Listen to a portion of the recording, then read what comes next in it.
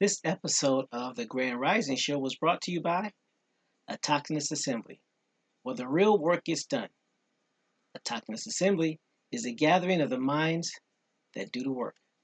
Now, for many of our first-time subscribers and first-time visitors, you may be wondering who Autochthonous Assembly are. You can find this information about our mission statement and our core values on the website at autochthonousassembly.com/about.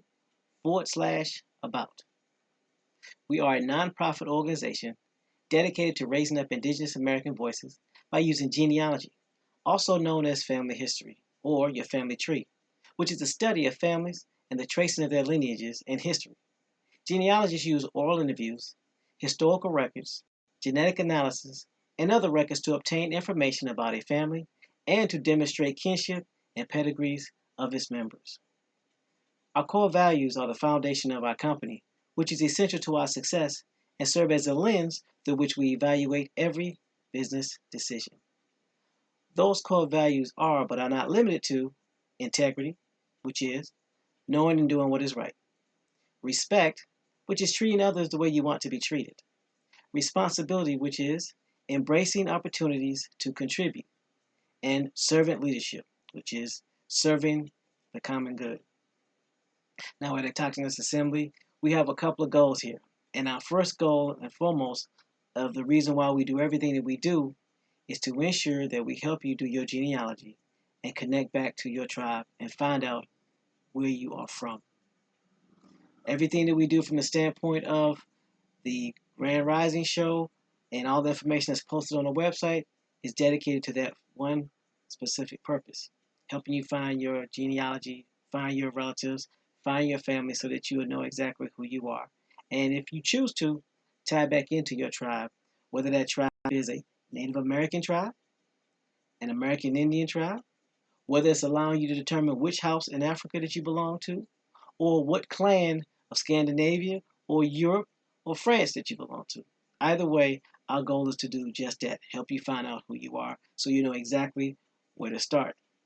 We are not here to tell you who you are, and we're not here to tell you who you are not. We're just here to help you discover your beginnings. Another one of our missions is to help you become financially independent so that you can help your generations for the next 7 generations and be able to put a stable foundation for you and your relatives. And if you should choose to use this information that we provide free of charge to help not only yourself, but your community and your tribe, then we will do everything in our power to make sure that gets done as well. And remember, our goal here is to make sure that we help you get exposed to this information to put you in the best situation possible. So now what I'm going to do now is return it back over to the panel to see if there was anything I missed, and I will go ahead and get set up so we can get ready and get digging into this information.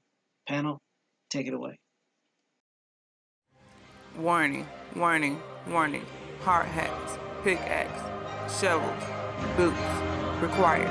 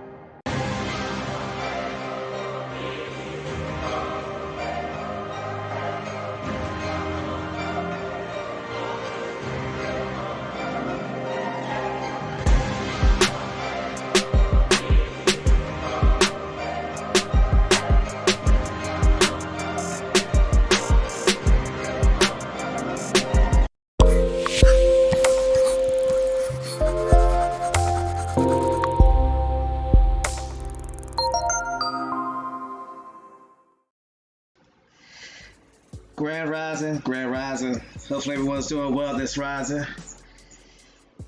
What's going on? No sellout. Bones, how's y'all weekend? Peace. Oh, Grand Rising, peace. everybody. Great, no complaints over here. Okay. Shame. I know yesterday was full of a whole lot of good premieres yesterday. I hope the relatives enjoyed it. I was just about to ask the chat. Anybody get to check out them interviews yesterday? Some hot fire. Oh yeah, I want to see how everybody out over there in Houston made out. I see a couple of she said left work Thursday at 3. It took me 4 hours to get across to my neighbor due to the flooding. I went home for the weekend. So hopefully everybody. Yeah, go ahead, boss. I was just about to say, glad she all right. You know, and hopefully everybody else made it through safely. Minimum damage if possible. Yeah, remember, things are replaceable. People not so much so. So keep that in mind. Cool. So yeah, man, it's what y'all call it, Friday Monday. Well, Friday. Which one? Which one is it? On Friday.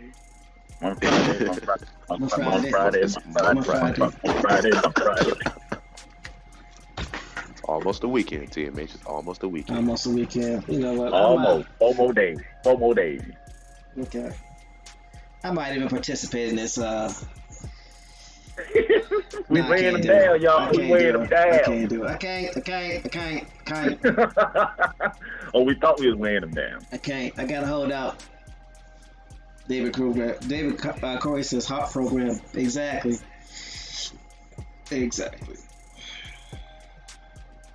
But I'm trying to get one of them big old harps in my living room too. Yeah. Yes, get LJ a new piece of DJ equipment because that's who it's gonna be for. You know what? Now you mentioned it, I don't want the harp no more. No. Nah, you don't want to be DJing in the neighborhood with a harp. You don't want no pleasant sounds in the living room. There'll be sounds, and they definitely won't be pleasant. Nah, bad idea. Okay. See, that's why I'm around, y'all. Let me know when I'm making a mistake. Don't do it. So, I want to say Grand Rising, and send a shout out to the new subscribers. I want to say Grand Rising and send a shout out to the Autochthonous Assembly Silent Majority. Those are the individuals out there who are listening, taking this information, and use it for the good of their people and their community. One day, we know y'all will come in and put your 2 cents in, but if not, we'll let you know that you are not forgotten because we don't hear you or see you. So, and to the best chat ever, who still has yet to name themselves. So, we're going to call them the Autochthonous Assembly. Ain't got a name yet, chat. How about that? So, Grand Rising to y'all. Appreciate y'all for joining this rising. So, let's do this roll call. Grand Rising Doodoo Vision. Grand Rising Enrique. Grand Rising Kappa Chopper 803. Grand Rising David Corey. Grand Rising The Rant. Grand Rising Copper Colored Ancestor. Grand Rising Macadon 1. Grand Rising Joe 47. Grand Rising Copper Pride. Let's see. Am I missing anybody? Keep scrolling up. I just put everybody in my little post there. You can just read that if you want. Dude, that's what we doing. That's what we doing. I mean, it's all there. You ain't got to scroll up. Grand Rising, don't sell out. Don't do that. I'm on mute. You really? Now you're going to mute. Okay. All right, that's fine. Making sure. Grand Rising, the Ohio player. See, I know if I scroll far enough. Grand Rising, Oak Cliff. And for all any of you that have forgotten, Grand Rising, Grand Rising, Mike Easton. Y'all know this the best chat ever. Exactly. David Corey said a bomb squad. Don't say that too loud. That sounds dangerous.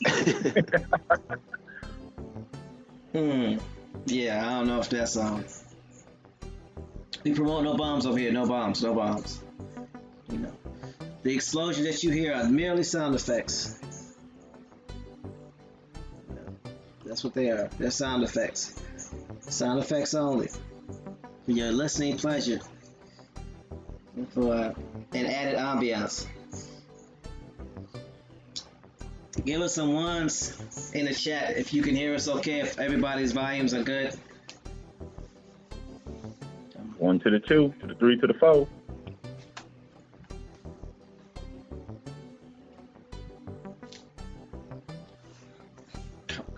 David Corey says indigenous diggers. Say that 4 times fast. End up saying an N word by accident. All right. Glad everyone can hear us. Leave it to Oak Cliff to find a way to put some ones in the chat without putting ones and number ones in the chat. That's a creativity right there. There's Juan. Money flying away. A stack of ones. It all means one. A stack of ones. I mean, so Bones, you want to tell us a little bit about the videos that you put out yesterday and how you came about that, and you know, just give a little bit of background about that, because you dropped that like literally, I want to say about 2 hours after we had a conversation. Well, basically, I've been watching Chief Langley for a while, and a lot of people seen it a couple of years ago, but it was important because how relevant it is to what's going on now and what a lot of people in the community are doing, and also showing a lot of the information, how it does benefit and how it is our ancestors' ways. And it makes a big difference when you hear an actual chief who is a forensic genealogist, who is a tribal historian, be able to tell you directly. So you're hearing it from the source. There's no middleman. You're hearing it directly from the source on our ancestors' lifestyles. You're hearing about the mechanisms that we can use to rebuild our communities, you know. Well, to me, I just thought it was important, and I just hope the relatives, you know, it was useful for them as well.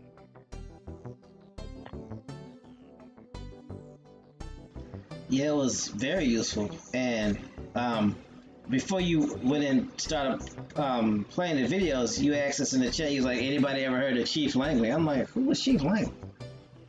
Like, you know me, I'm like, I don't know what that is. He was like, hold on. Next thing I know, videos dropping.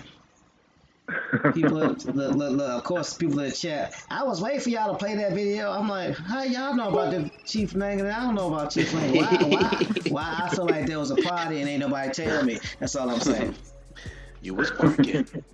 You know, I was not privileged to learn about Chief Langley, so I felt a little bit left out. Y'all got to put me up on this, relatives. Got to let a brother know stuff. Just don't be hiding stuff from people. It's not good. You know, it's supposed to be related and whatnot. I'm just saying. Relating. Anyway.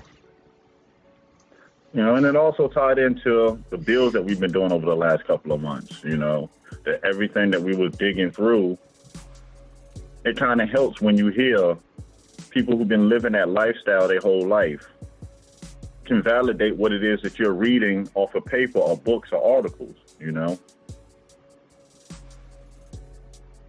Yeah. So it becomes more than just a third. It becomes more than just a third-person story, you know? You actually have someone that can tie it in. Right. Yeah. And of course, yes, from the UT tribe, yes. Chief Langley from the UT tribe. And David Court talking about some TMHU a slow. Well, sir, you know, I have other things I must take care of. So I'm not able to do as much research as many of you are. That's why I learn on the show just like y'all learn. So, yes, I'm a slow. Well, see, here's the one thing I know. Once I get it, I got it. So, how about that? But it's all good. So, no. And plus, it reiterates the importance of genealogy. That genealogy is the key to help you open doors to finding out who you are. You know, and we know about how many people that came, how many overlaid stories that if you don't do it, it's just a ball of confusion that you cannot use the eye test to tell who a person is or where they come from or their history. You know, it goes back to the saying that you can't judge a book by its cover. If you don't open the book up and read it, then you just seen the cover. You have no idea what it contains. Man, listen, you're right. Dudavision says Chief Langley, not to be confused with Jim Lampley, the box analysis analyst.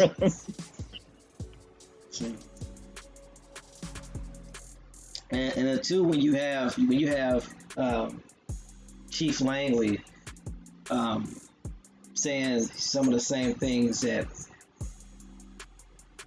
Choctaw Jimmy, aka Dudavision, is talking about, which goes back to what I've already said. Tribes know tribes. They know history. They know what's going on. So when people say, well, you know, there's no recorded history, or two, no one knows, or, you know, there are no chiefs that know the real truth, and there are no Indians that are part of tribes that's going to tell you the truth. That's not true. That's the reason why we encourage you to talk to tribes.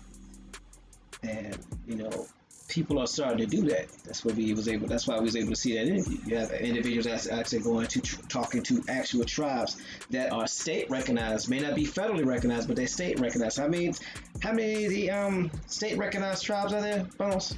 Just out of curiosity. Over 1,000. So there's over 1,000 state recognized tribes. And Chief Langley is in one of those state recognized tribes. Is it possible that there might be some more chiefs out there that might have more information? And he did say that he wasn't the only one that had this information. Ain't that what he said? Well, you know, here we're going to try to reach out to as many of the chiefs as possible to see if we can set up interviews and things for them to come speak to the relatives. And someone said that Chief Langley's been going to Egypt. And Dudavision says, I'm pretty sure when Chief Langley speaks on his visit to Egypt, he'll break down the Kemetic phrases and calendars. Man. Oh, you know it's coming. You know that when it's coming. And there's going to be some smoke in the city. Hear me? Father. It's gonna be some smoke. Yes, correct, David Ford. Over 1,000 state recognized tribes. That's just state recognized. And it's like Chief Langley said yesterday. Everybody's too busy trying to worry about these 5 civilized tribes and forgetting about all the other tribes. Trying to make yourself fit into a created construct. No, find out your clan. Find your family.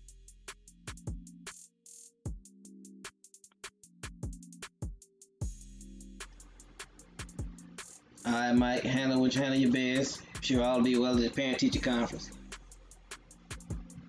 Do you? All right. So, is there anything that? Let's go ahead and go ahead and set the table right quick. Put these hard hats on. You know, it's been a weekend. I know we've been, you know, throwing bricks at the A2 community, the Toxins Assembly community, the relatives. You dumped some haymakers on them, so I don't know if anybody had their hard hats on yesterday. I don't know if any people with the ratchets had a chance to get them out. So let's go ahead and punch this clock so we can go ahead and take care of business. So.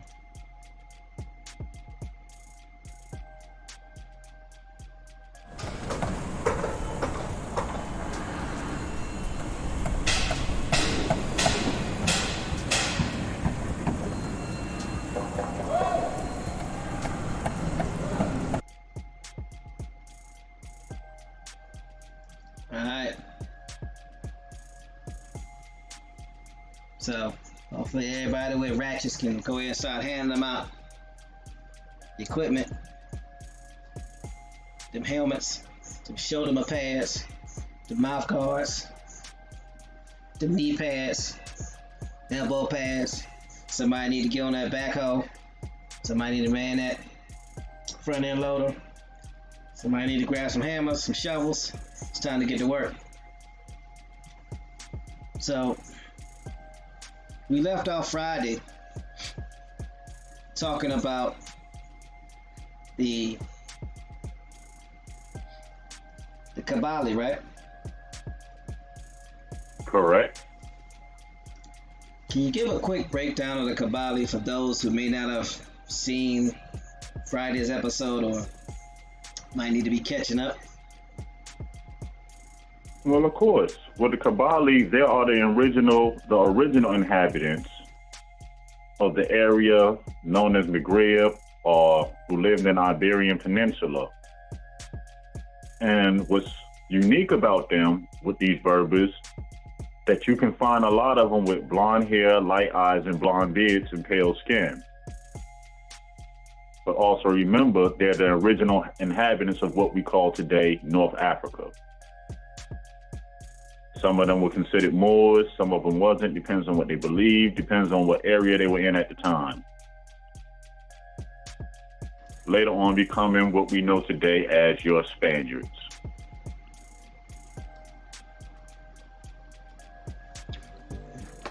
Exactly.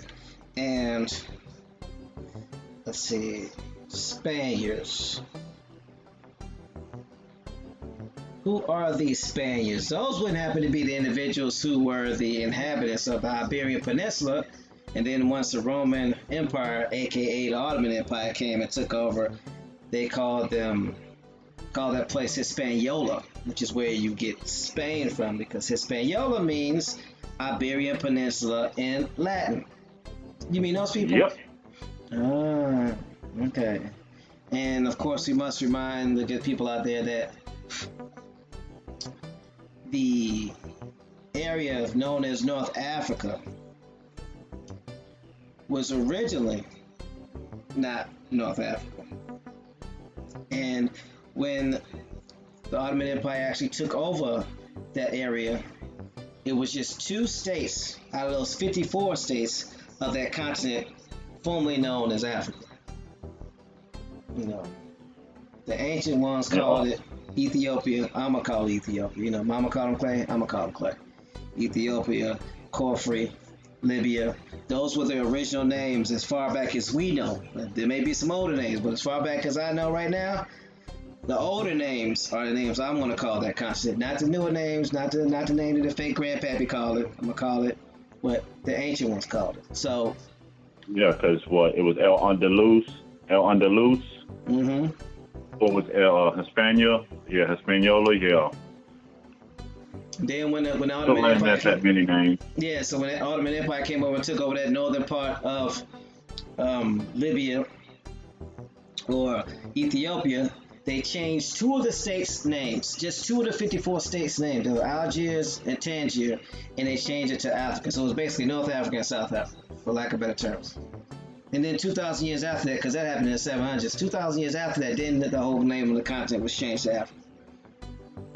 So who are the real Africans is a better question. So your real Africans would be your Kabali. Berbers of Maghrib. Mm-hmm. Yep. So what are we talking about? We can't even if you subscribe to the out of Africa theory, you can't be called the people that's supposed to come from us. That doesn't make sense. And we know that Moor is a derogatory term for Muslims originally. Mm-hmm. And over time, it started getting applied to other people. And that term was applied to Muslims back in around beginning of the Crusades, right? Yep, you're talking about back in the 700s. So in the 700s, so that predates any Moorish doctrine, doesn't it? Yes, it does. Okay, so if the term says it's a derogatory term and it came out in the 700s, you don't have any Moorish doctrine that comes around at the same time or predates it, then it's very difficult for me to believe anything that you're saying, because you're talking about something that came out in 1800s, 1900s, and saying, no, this is what we called ourselves. That's after the fact. That's not before the fact or during the fact. So timelines are important. Timelines are very important, as No Salah always says. So now during history, people got to realize you have to let go of the emotions. You have to let your emotions go when you're researching history, because a lot of things that you were taught or shown, to digging you deep into it, you'll find out some of it were things that were just told to you. It doesn't check out. Romance stories that sound good. It's supposed to make you feel good, but actually keep you mentally trapped. Okay, so I put the link into the chat, and we'll be covering the history of Honduras. So, why Honduras? Well, if we remember, after the Ottoman Empire, which is the Eastern Roman Empire, and you had the Western Roman Empire. So you basically talk about after they had conquered all the lands in Europe, and now you talk about that those empires combined had over 45 million people, and they said during the late 1500s they had almost no more land and a lot of people. Those people had to go somewhere, right? So where did those people go? How did Moors, aka Berbers, aka people of Maghrib, how did they end up in South America? Good question.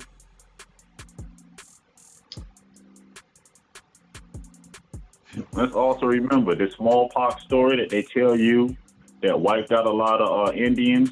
On what landmass did we find out that supposedly took place on? Not North America. South America? South with an F. Yep, South America. So now, if you have smallpox in South America and it kills off a large amount of the population, you need to replace them. Let's not forget the Ottoman Empire was overpopulated by 30 million people. Where did they go? Where they at? They had to go somewhere, right? I'm sure some went to Australia, because we saw that they created a penal colony in Australia, off the coast of Australia.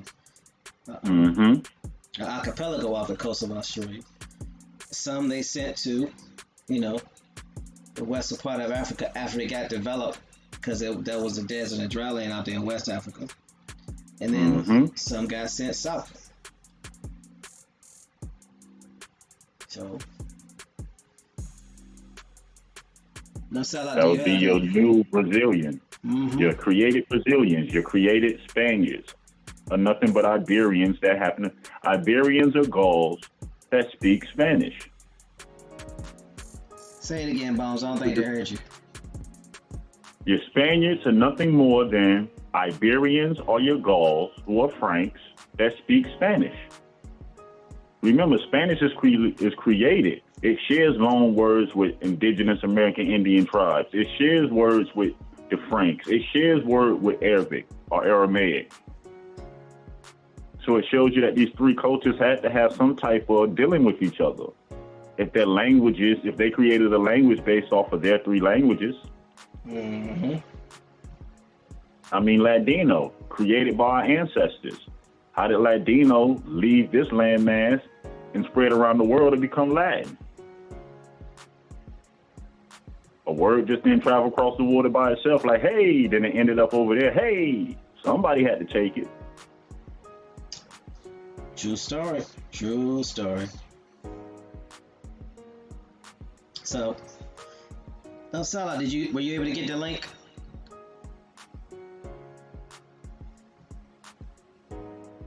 Yes. I was like, wait, what? So, we're reading the history of Honduras. It's from Wikipedia. And the sources are at the bottom, so we can do the research. Wikipedia is not the source, but the information has sources that we can absolutely look at, do our research on, critique, see what was omitted, and then just basically build from there. So now that we know that, go ahead, Boss.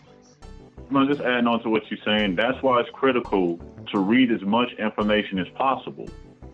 Because as you read the information, you can start pulling out the stories and see where they overlay. We all remember this. There's three sides to the story. This side, the other person's side, and the truth. We got to keep that same philosophy as we do history.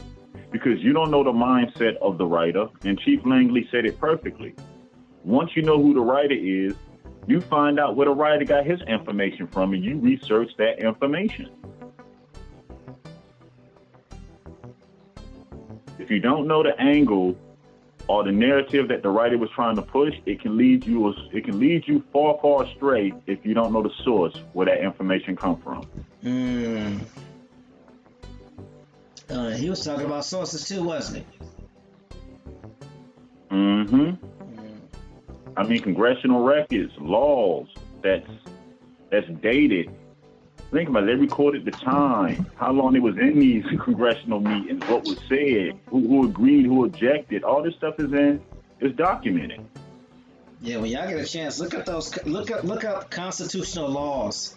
Like for instance, look up the constitutional laws of North Carolina, constitutional laws of South Carolina, constitutional laws of Virginia, and you will see exactly how people were treated. And in the constitutional laws of South Carolina, they actually mention Moors, and they actually separate Moors from Negroes. They separate Moors from the Berbers. Even to go back to what, either last week or the week before, when we was reading about the Ottoman Empire. Didn't we read at the same time that what Chief Langley was speaking on yesterday about the Ottoman prince being in the Carolinas, being escorted, and they showing him the naval bases and everything that was built? Now you know why. This Moorish Sundry Act only pertains to one area, South Carolina. Let's get the record straight. So all this information is out there. We just gotta go look it up and stop believing what somebody tell us, or looking at some narrative that somebody wants to create. Facts. You have to ask why. Always gotta ask why. Who and why. Very important. All right, no sellout. You ready, bro? Ying. Yeah, I'm ready. All right, so when you ready, we ready. We ready. I knew that was gonna happen. All right, now where we at? Really? No, I'm joking. I'm joking.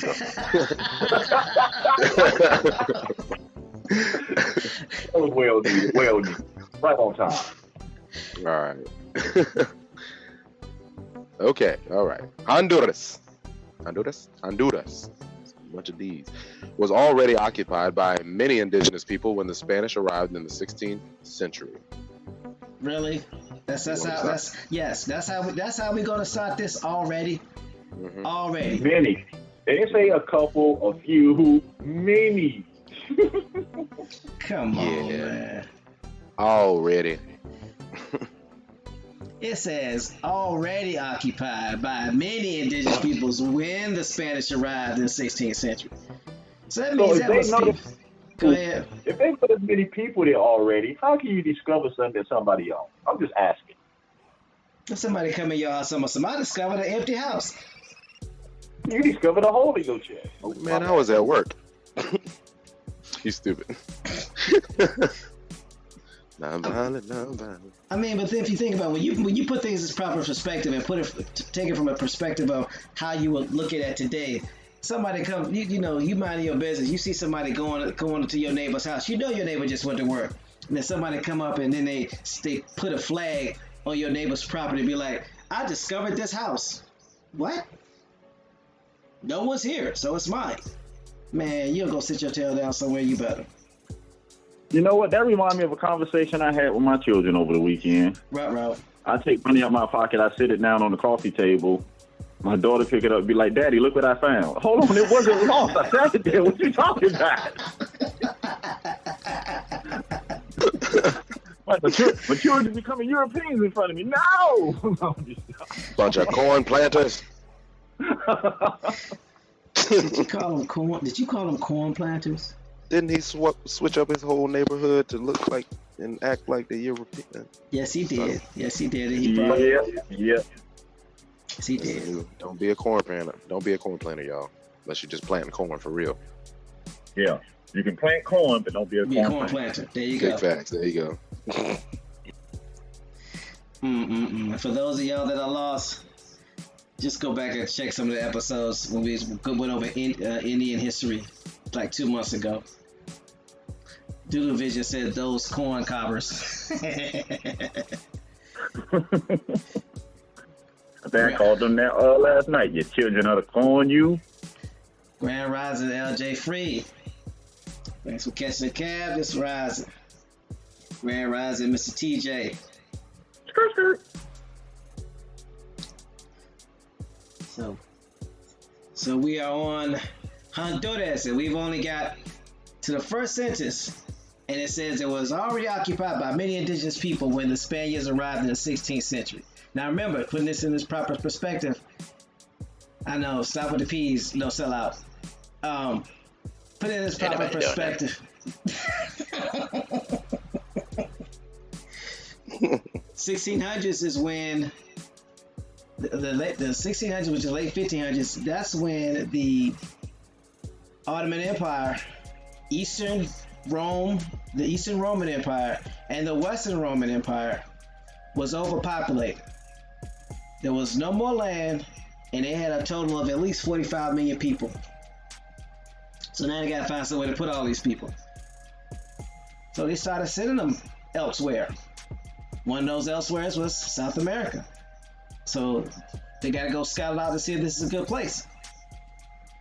But how would they already know that this is a good place to send those people? Anybody know? Anybody? Who was already there? Go ahead, Bones. You know, you had the Franks there already. And the Franks did already have a relationship with the Ottoman Empire, didn't they? A relationship with the Ottoman Empire and over 1,000-year relationship with the American Indians. About to say, don't forget about them. Yeah, remember, there was living people along with our ancestors for a long time. So is it safe to say that these Franks, these French, these Huguenots, they were the middleman that ushered in the potential negotiations to have these people come over? I mean, is it possible?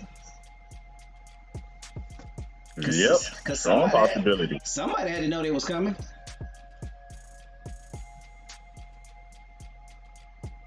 I don't know. Mm-hmm. But you can also, some chiefs would make deals with them, especially when our ancestors was already trading. Depends on what tribes had what business agreements and arrangements with what nations. Mm-hmm. Exactly. So keep that in perspective as No Sellout continues to read. Go ahead, No Sellout. You got it, bro.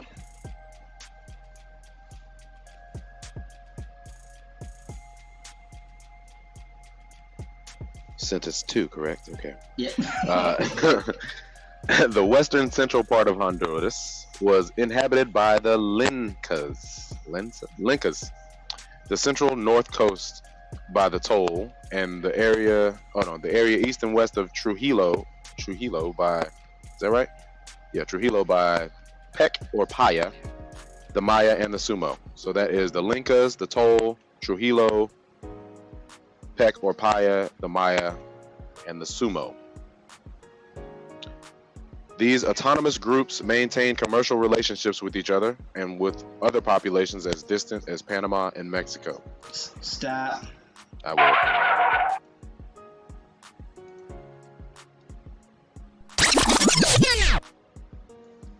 So,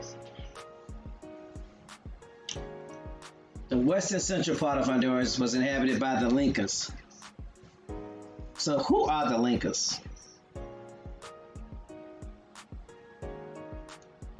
don't know No, people the that like ones to that link be up. linking stuff. I was about to say linking. Don't do that. Don't do that. No, ain't got no Abe's. No Abe's. No Abe's. They're Lencas, not Linkins. Yeah, I know. You know what? Link up. Don't do that. Don't do that. Who are the linkers to TMH?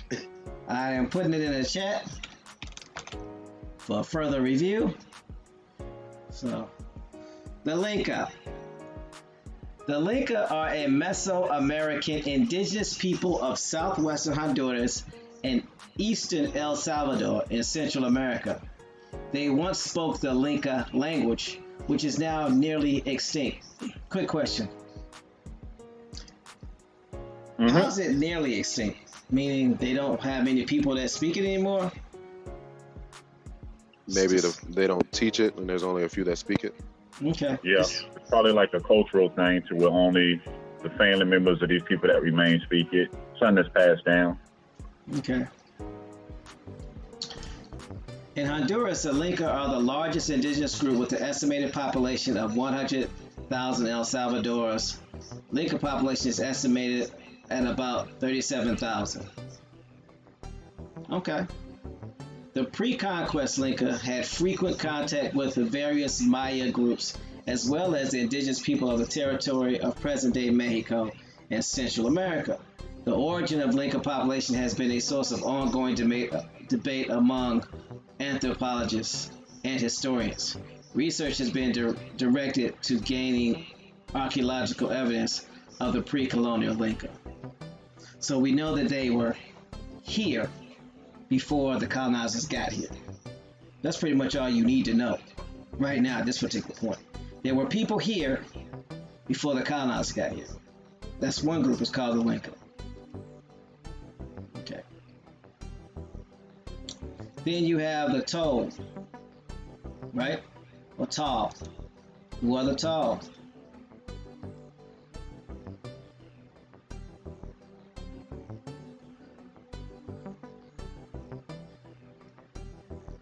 I'm copying the link and putting it in the chat for further review.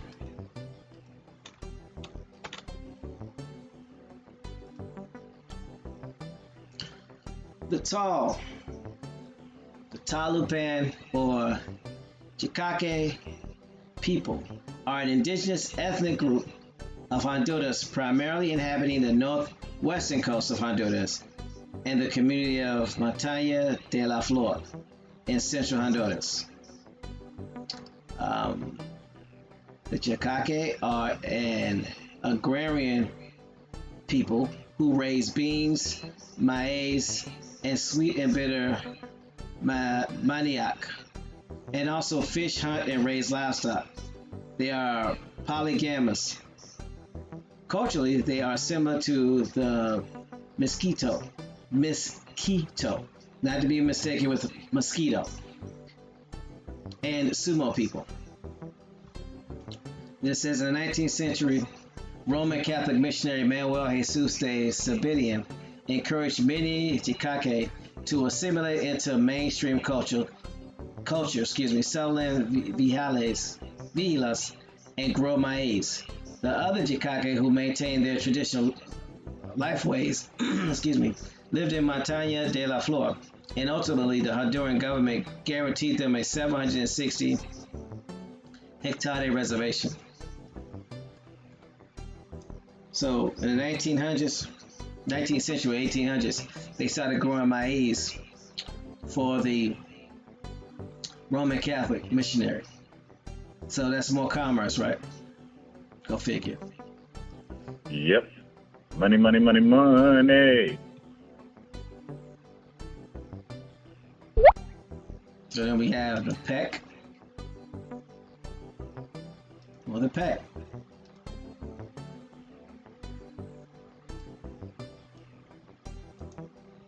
Copy. Paste in the chat for further review.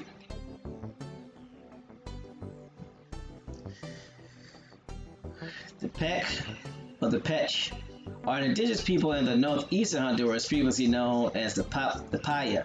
As early 2005, their population had been reduced to 3,800. The Peck language is a member of the Chibchan family of languages, and although it is still spoken by older people, it is in danger of extinction in a relatively near future. The region where the Peck lived was originally densely forested, principally with the pinch pine, Spanish ocote, as well as with mahogany and other tree species. However, the forest has been heavily logged in, and all but one Peck location, Peck traditional religion included, except for one Peck location. So it's a Peck traditional religion included ceremonies to the spirit of the mountains, the spiritual owners of animals, and to mermaid, who cares for the fish. Wow. The Peck have traditionally hunted rainforest animals such as peccaries, monkeys, and so on. However, most of their villages, these animals are now extinct or near extinction due to habitat loss, overhunting. And in addition, the government has sponsored the moving of thousands of Honduran Spanish speakers into the Peck as part of the Agrarian Reform Program activity, which is almost certain to lead to further erosion of Peck language and culture. Their language and people are in the most danger of becoming extinct. So hold on. The government has sponsored the moving of thousands of Honduran Spanish speakers into Peck. So they're basically going to amalgamate these people into extinction. Force them to immigrate. So those are your Pecks. I'm glad this is being recorded. Then you have your Maya and Sumo. Let's talk about the Sumo first.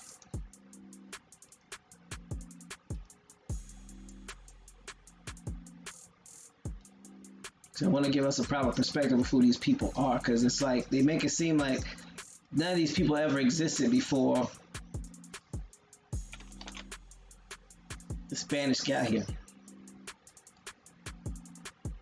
Sumo people, the Mayangana, the Mayanja or the Mayangana, also known as Sumu or Sumo, are people who lived in the eastern coast of Nicaragua and Honduras, an area commonly known as the Mosquito Coast. Their preferred antonym is Mayangana, as the name Sumo is a derogatory name historically used by Mosquito people. Their culture is closer to that of the indigenous peoples of Costa Rica, Panama, and Colombia than to the Mesoamerican cultures to the north. The Mayangana inhabited much of the Mosquito Coast in the 16th century. Since then, they have become more marginalized following the emergence of the Mosquito as a regional power.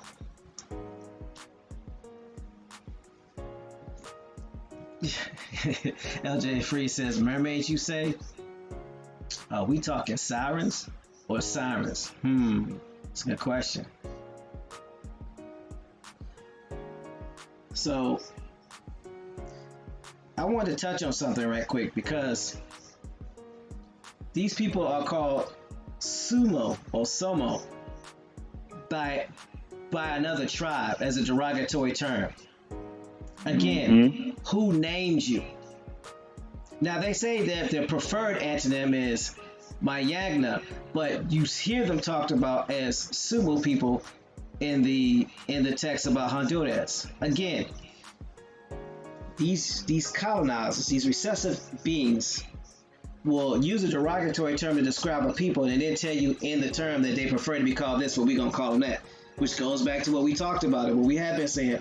Who names you that?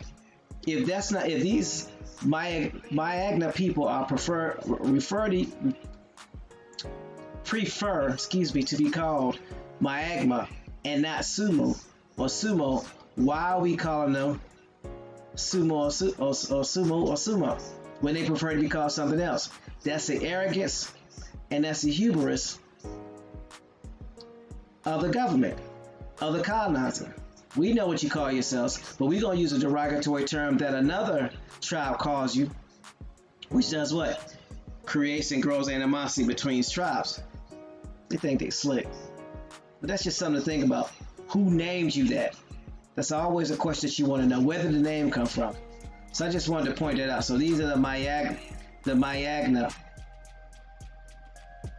So, and then they're the Maya. Let's look at them.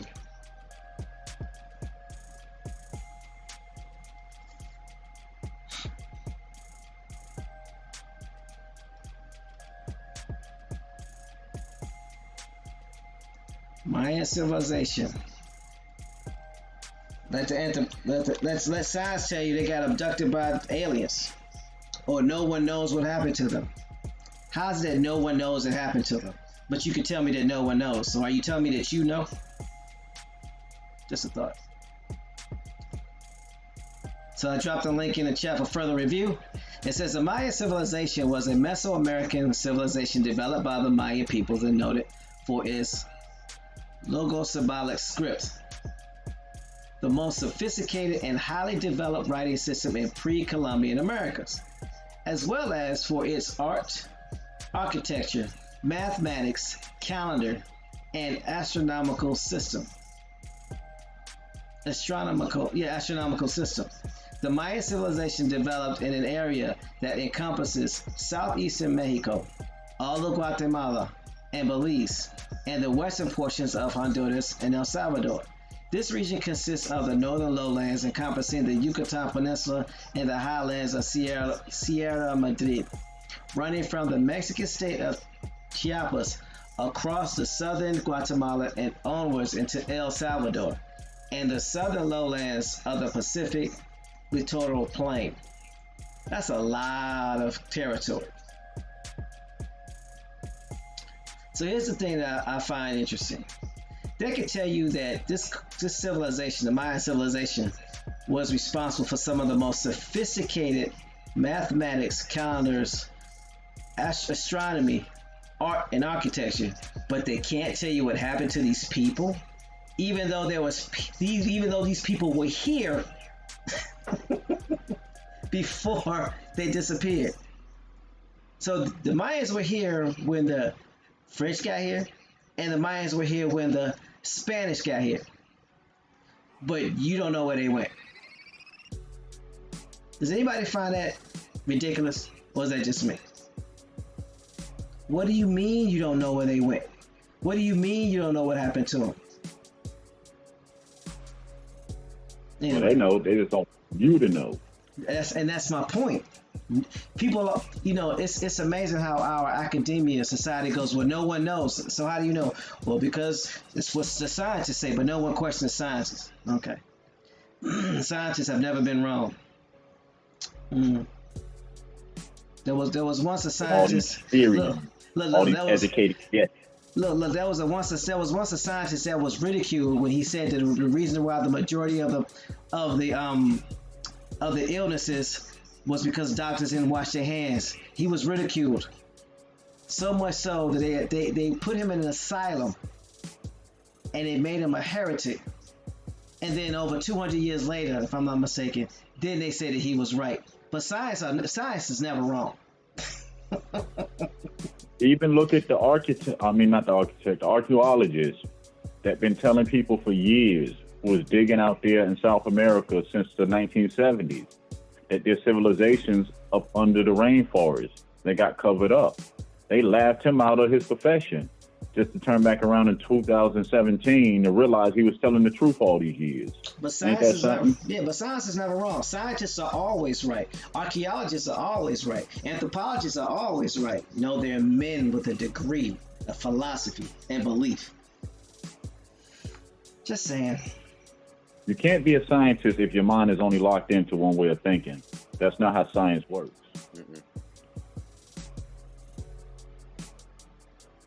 Yeah, so, I mean, wasn't most of us taught that Pluto was a planet growing up? What is Pluto now? A dog on a cartoon? Yeah, but science is never wrong. But scientists are never wrong, but they keep being proven wrong. Always. Okay. You better wake up. And they talk about people that are religious and have their beliefs. These people are believing in scientists that have been proven wrong over and over and over and over and over and over and over and over and over and over and over again. But I digress. So now we know who the key players: the Lencas, the Pecs, the Maya, and the Sumo. And for Joe 47 says, and over. So you ready to read? Let's set up. Second paragraph. Pre-Columbian era.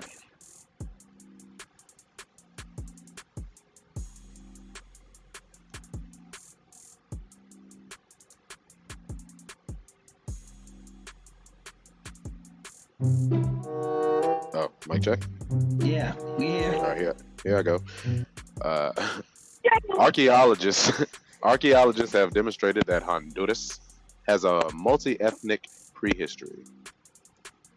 An important part of that prehistory was the Mayan presence around the city of Copán in western Honduras, near the Guatemalan border. Copán was a major Maya city that began to flourish around 150 AD, but reached its height in the late Classic 700 to 850 AD. Stop.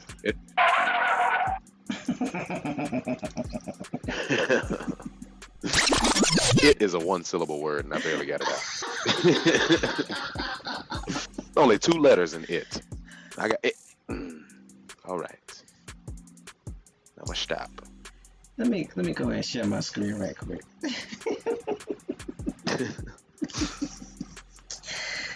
Let's see.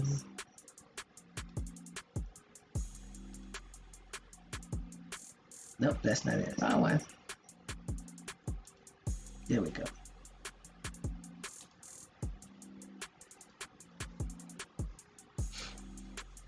Alright. Hopefully y'all can see that. So it says a Maya city that began to flourish around 150 AD. And it said it began to flourish at 150 AD. So it reached its height in late Classic 700 to 850 AD. So let's look at the timelines. What was happening around 700 and 850 AD over in Europe? Anybody know? The Crusades? Would that be the Crusades? The Crusades. The Ottomans and these Catholics fighting? Timelines. So while they were fighting, these people, the Mayans, city was at its height. Pinnacle. So that means they began to flourish at 150 AD. So that means they were already in existence before AD. Yep. Okay. So during the time of the what I would call the Holy Wars, these people were flourishing and running stuff and minding their business. And, you know, this is probably right around the time where the French were starting to come over. Yep. Because how else would you know? Running from persecution. Running from being persecuted, making deals with the Ottoman Empire to ship them over here. So now that we know, now that we have a proper timeline, it's safe to say that they were very familiar with these people and their culture by the time they got over here over 1,000 years later. By the time the Spanish came over here 1,000 years later, because at this time, 700 through 850 AD, did the Spanish exist? Yes or no? No. How do we know that the Spanish didn't exist? Kill him with the kill. Go ahead. Kill him with the no. Spain. How do we know that, bitch? Because Spain didn't come into existence until 1502. That is a lot of years later. A whole lot of. How many generations is that? A lot. Man. Copper process. So how they up and disappeared without a trace. Never believe the story too far. Exactly, Copper prod. How did they disappear? And how did you know so much how do people know so much about their history, but you don't know what happened to them? So I just wanted to give you a proper perspective when it came to timeline. That's why I abruptly stopped Nocella. So now that we have a grand idea of these people and that the French were already over here because they were being persecuted and being pushed out, then now we know exactly what took place and what was taking place and how the languages started to merge. Remember, language of commerce, and I already spoke that the tribes are doing commerce between one another. So it's safe to say that commerce is doing the tribes are doing commerce with the French as well. I'm just saying. So I'm sorry, Nosala, go ahead, sir. I wasn't saying anything. No, continue to read, please. I hate you sometimes. You should. As well, you should. It has left behind many carved inscriptions and stelae. The ancient kingdom named Xukpi existed from the 5th century to the early 9th century and had antecedents going back to at least the 2nd century. The Mayan civilization began a marked decline in population in the 9th century, but there is evidence of people still living in and around the city until at least 1200. By the time the Spanish came to Honduras, the once great city-state of Copán was overrun by the jungle, and surviving Choltian was isolated from their Choltian linguistic peers to the west.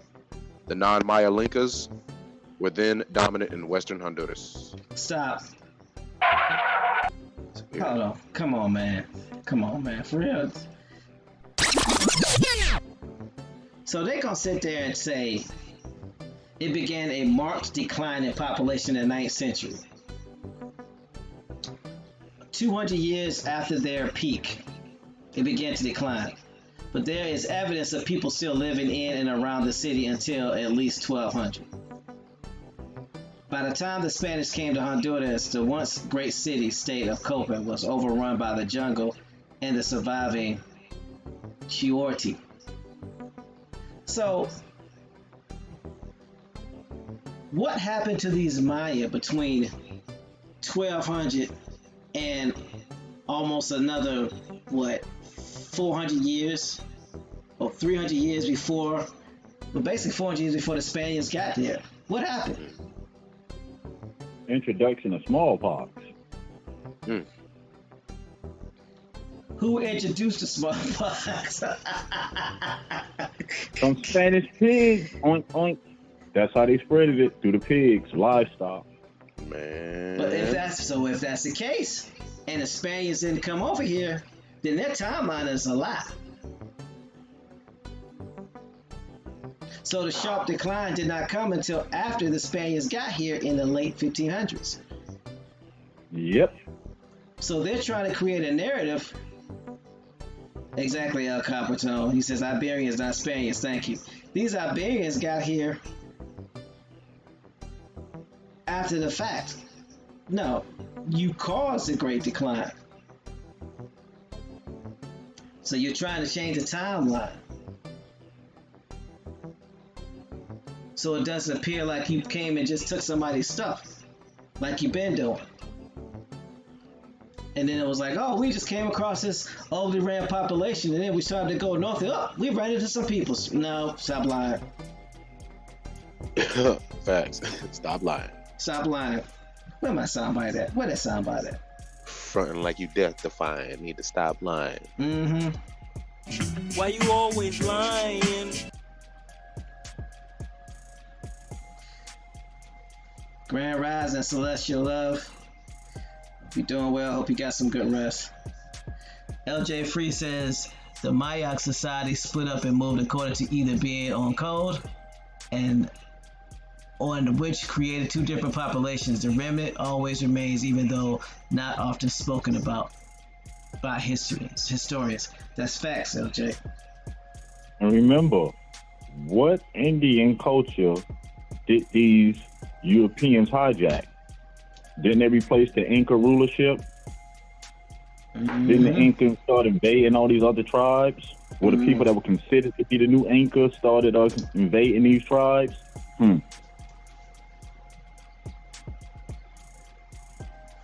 So we gotta get this right. Gotta make them tell the truth. So we can stop with all this nonsense. They started a sharp decline, and we don't know why. By the time the Spanish came to Honduras, okay, Iberians, or should I say Liberians, not to be confused with librarians. Anyway, LJ Free says, sus equals pig.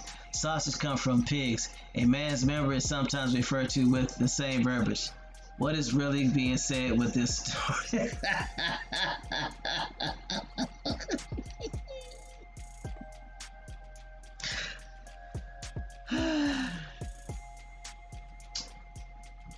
Enough said. There needs to be nothing else said about that one. That's all I got to say about that. You ready to read some more? Remember, pigs are not from the Americas. They were brought here. And what's the one thing that we know about the pig? If every disease a human being can catch, you can catch it from a pig. Yep. A pig can transfer their disease to us. Yep, that's why you dissect them in science, because they're the closest thing to our system, our anatomy. Except them sweat glands, though. LJ Free says, hey, I've got a question. What's the question, LJ? Mr. Owl.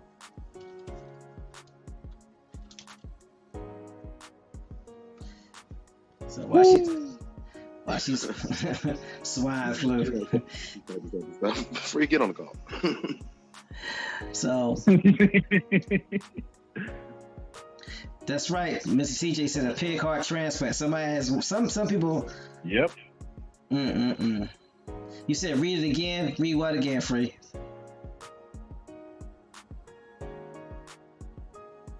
Your comment? I don't know. Your comment, or what do you want me to read again?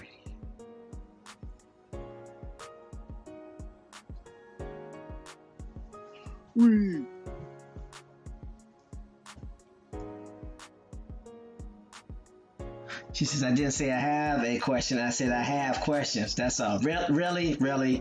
Okay. Between you, sell out and bounce, I can't. That is all.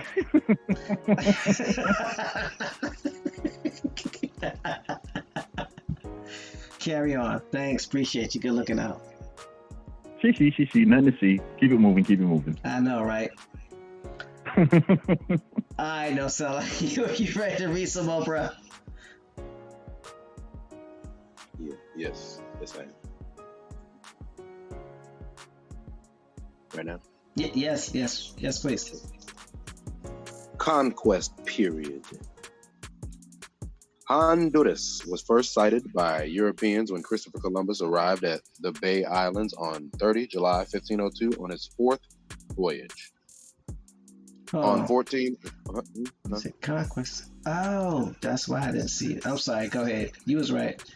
Conquest period. I had to click the arrow down so I could see it. So my bad. Go ahead. Oh, I'm right. No. On August 1502, Columbus landed on the mainland near modern Trujillo. Or is that Trujillo? Columbus named the country Honduras depths for the deep waters off its coast. Stop.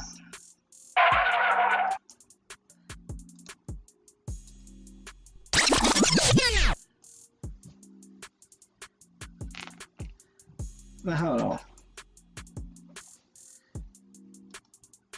It says, check this out. Honduras was first sighted by Europeans when Christopher Columbus arrived at the Bay Island on 30 July 1502. So before the U.S. said something about there were 4 voyages before then. Is that right? Oh. Foe. So let me ask you a question. Why don't they mention the foe? What happened with those other 4? And why are they starting all of a sudden with 1502? The precise time when Now Hispania, aka Spain, has been established as a country, even though it was originally Iberian Peninsula, aka Spain and Portugal. So why are they not mentioning the first four voyages? Why are they starting in 1502 with Christopher Columbus? Does that not strike anybody as a little bit curious? I remember seeing a Tom Cruise movie once where he kept having to die and come back to try to fix what he was messing up. I can't remember. Maybe that's what it was. He kept dying. He got extra lives somehow. I don't know. I don't know the answer, TMH. Up, down, left, right, A, B, select, start. Wait, what? You got to remember that forever.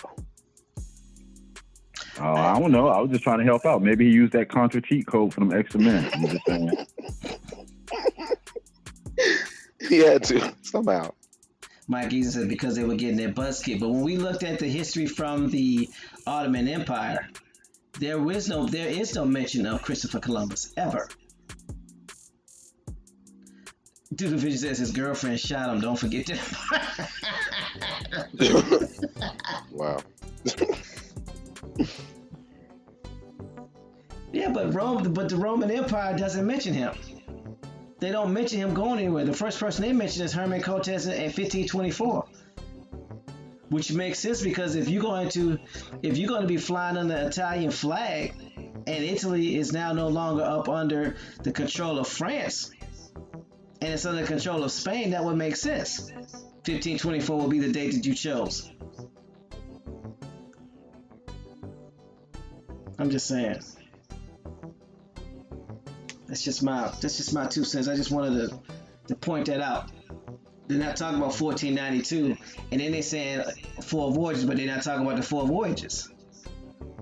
You know, if by the 1400s, by the time they got here, there was Mayans were already in sharp decline. Then they should stick with their narrative. Keep the lie straight. I'm just saying. Go ahead, no sell out.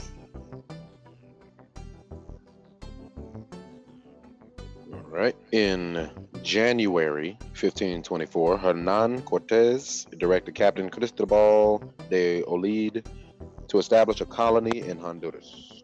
Olid sailed with several ships and over 400 soldiers and colonists to Cuba to pick up supplies Cortez had arranged for him. Their governor, Diego Velasquez de Celcuelar, convinced him to claim the colony he was to found as his own. Olid sailed. Hello, mic check. Yeah, you good. I got to echo a little bit. Olid sailed the coast of Honduras and came ashore east of Puerto Caballos and Triunfo de la Cruz, where he settled and declared himself governor. Cortez got word of Olid's insurrection, however, and sent his cousin Francisco de las Casas with several ships to Honduras to remove Olid and claim the area for Cortez. Las Casas, however, lost most of his fleet in a series of storms along the coast of Belize and Honduras. His ships limped into the bay at Triunfo, where Olid had established his headquarters. Okay, stop, please. I wish Copper was reading this right now. I know, right? El Capo.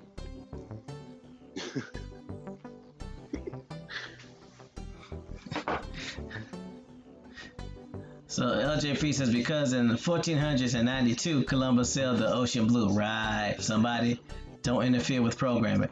We like pretending to be robots. I've been pulled that plug. Doodle Vision says Cortez and Dave Vaca describe what his people look like in detail.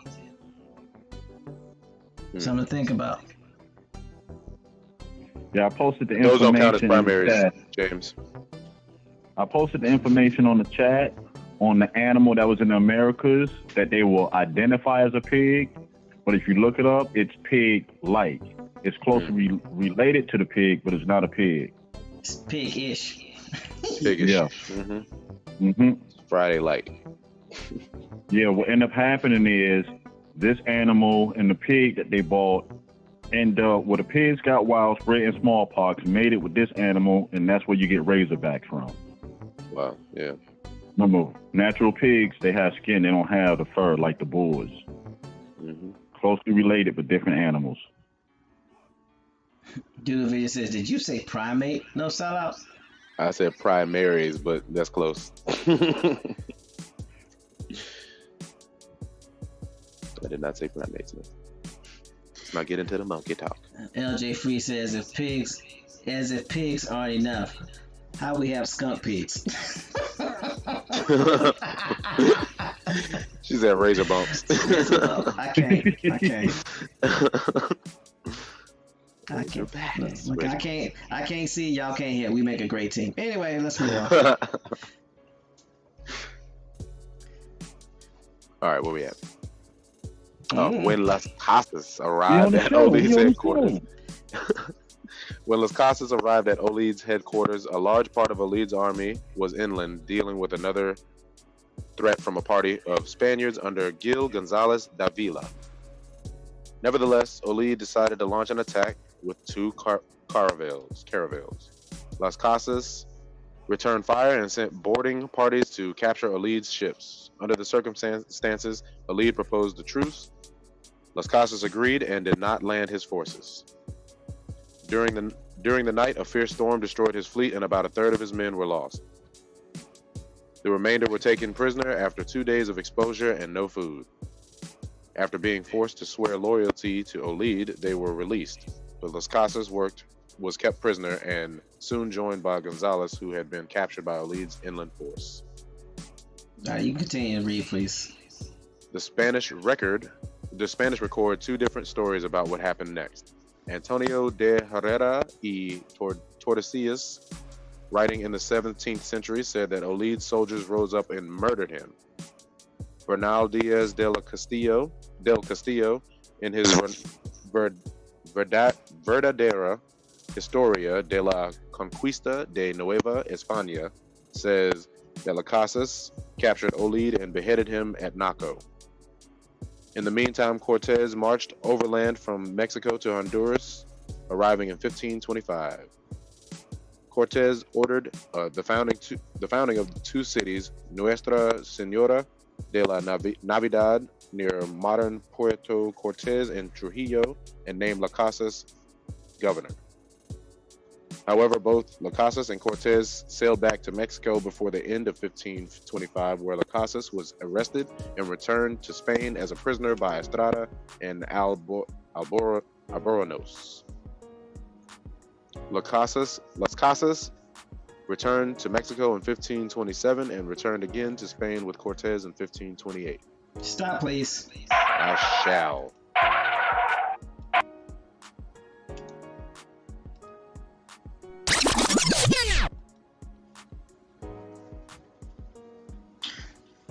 I'm gonna highlight this.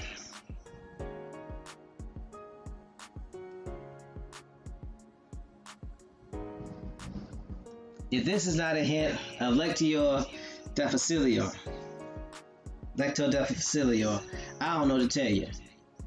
The Spanish record two different stories about what happened next. Why?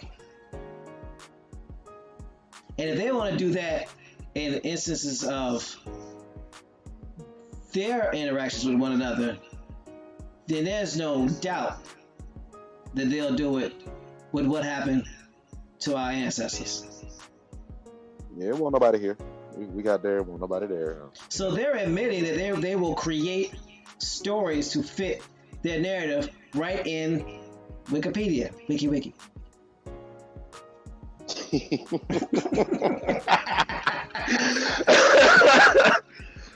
I did not. You say that we got issues. Really? Huh? This is what we doing today? Really? What happened? You talking about what I missed? You got here to admit. So what happened was What happened? too much honesty was on the mic. I'm just saying. I got you. The Spanish recorded two different stories of what happened. Doodle Vision says the original people of this Honduras, Nicaragua, El Salvador, and Panama didn't spontaneously combust. They were somewhere Satan. Well, I thought that was a thing. Mass exodus, mass spontaneous combustion. Right on. Toasty. Grand Rising, Big Hawk. So now that we know they didn't spontaneously combust because it was hot. Woo! I'm just saying, y'all. Come on, we got to do better than this. It says right here that the Spanish recorded two different stories about what happened when they dealt with each other. So why would they not create different stories about what happened to us? If they're gonna lie on them, if they're gonna lie on each other, you know they're gonna lie on us. Grand Rising, Albori, if I missed you earlier. Yeah, like Doodoo said, as we read on, it gets deeper. So I just wanted to point that out because I did not want that to be missed. I know if I caught it, I'm sure somebody else caught it. I wanted to be recorded that it was caught by the catchers. Got it? Good. All right. Let's sell out. You're on the next paragraph on 25 April. All right.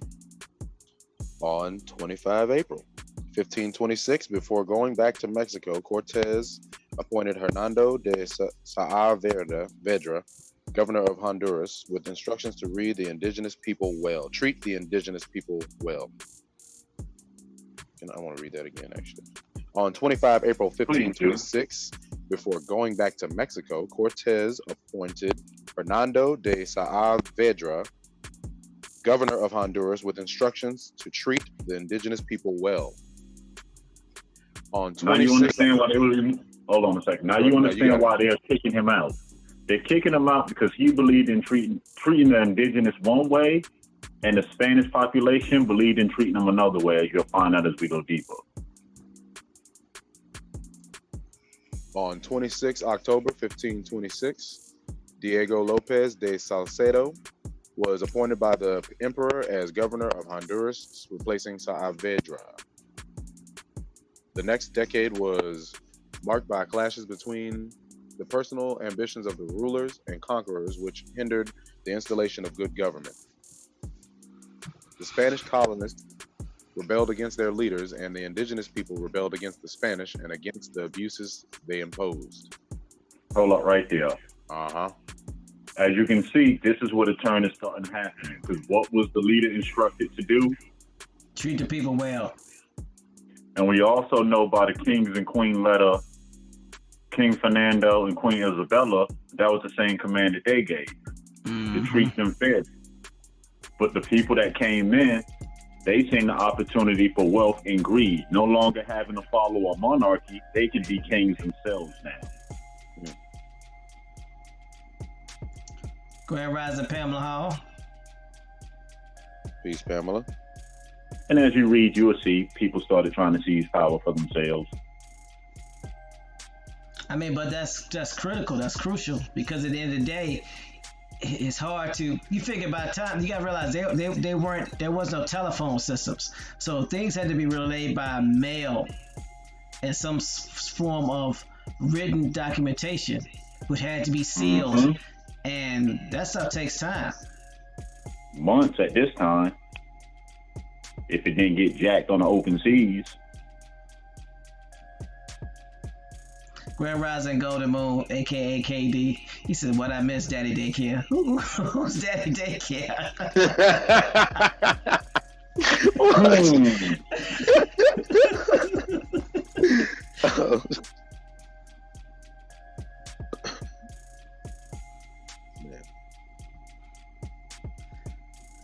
Oh, the chat said our sister Pamela Hall has arrived. The music must be turned down 2 decibels. 2 decibels. Yes. Cut it down. Why y'all giving Pamela Hall a hard time? Yeah, right here, Pamela Hall. You know it's all love. Now what happened?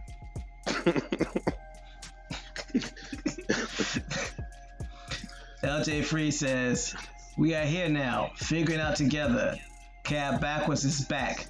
No timeline is safe." That's what's up. So we going back, way back. Yep. Blow it all up. Back into time. What? You say something over there? You want some? You too? Come get this. Come on. So Pamela said, "LOL, all y'all hush. I can hear, dang it." She can hear. TMH got music down still though. Not really. This we go.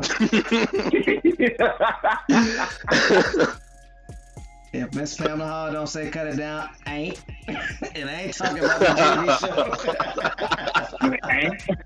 Ain't. I don't mean the television network. Ain't. That's right. Ain't. Ain't dash. Ain't dot. Touch assembly. She says, "What? No sellout." Nothing. I didn't say nothing. I was ready to read. Nothing. Huh. Okay. All right, now back to our regularly scheduled program. All right, so I don't know where I was at. Oh, Salcido. Salcido, seeking to enrich himself, seriously clashed with Pedro Arias Davila, governor of Castilla del Oro, who wanted Honduras as part of his domains. In 1528, Salcido arrested Padarius. You heard that? I put the double. Arrested Padarius. I'm just gonna say everything in regular English. No. English. Yeah. And forced him to cede part of his Honduran domain. But Charles V, Holy Roman Empire. Charles V, Holy Roman. What? Wait a minute. Why they got a couple of commas in there? I'm sorry, y'all. In 1528, Salcido arrested Padarius and forced him to cede part of his Honduran domain. But Charles V, Holy Roman Empire, rejected that outcome. Emperor. Oh, Holy Roman Emperor. Okay, there we go. That's where I was reading wrong. But Charles V, Holy Roman Emperor, rejected that outcome. After the death of Salcido in 1530, settlers became arbiters of power. Governors hung and removed. In this situation, the settlers asked Pedro de Alvarado to end the anarchy. With the arrival of Alvarado in 1536, chaos decreased and the region was under authority. Stop, please.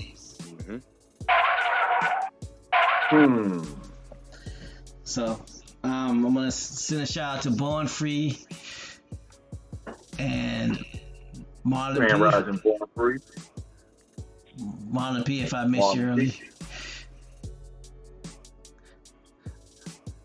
So look, right before you started reading, like literally a millisecond before you started reading, the Oak Cliff go put in the chat, read.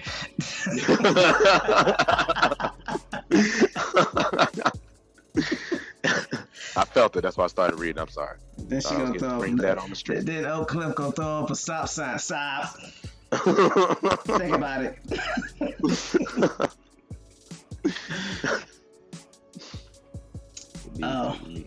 So now, as we're starting to see, like Bones was saying, there are individuals that are in power. They want control, and they don't want nobody telling them what to do. They have the opportunity to become royalty and nobles, and can carry out their wildest dreams and wishes here on this continent with all this lush vegetation and wealth and riches and beautiful women. So they lost it. Literally, they lost their mind.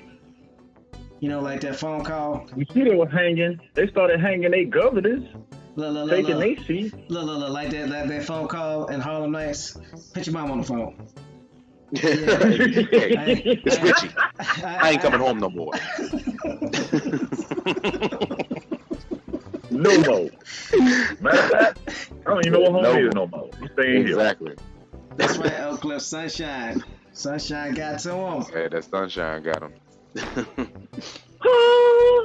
Sunshine was looking like, hold on, is this the way agreeing to? My life. Oh, I'm sorry.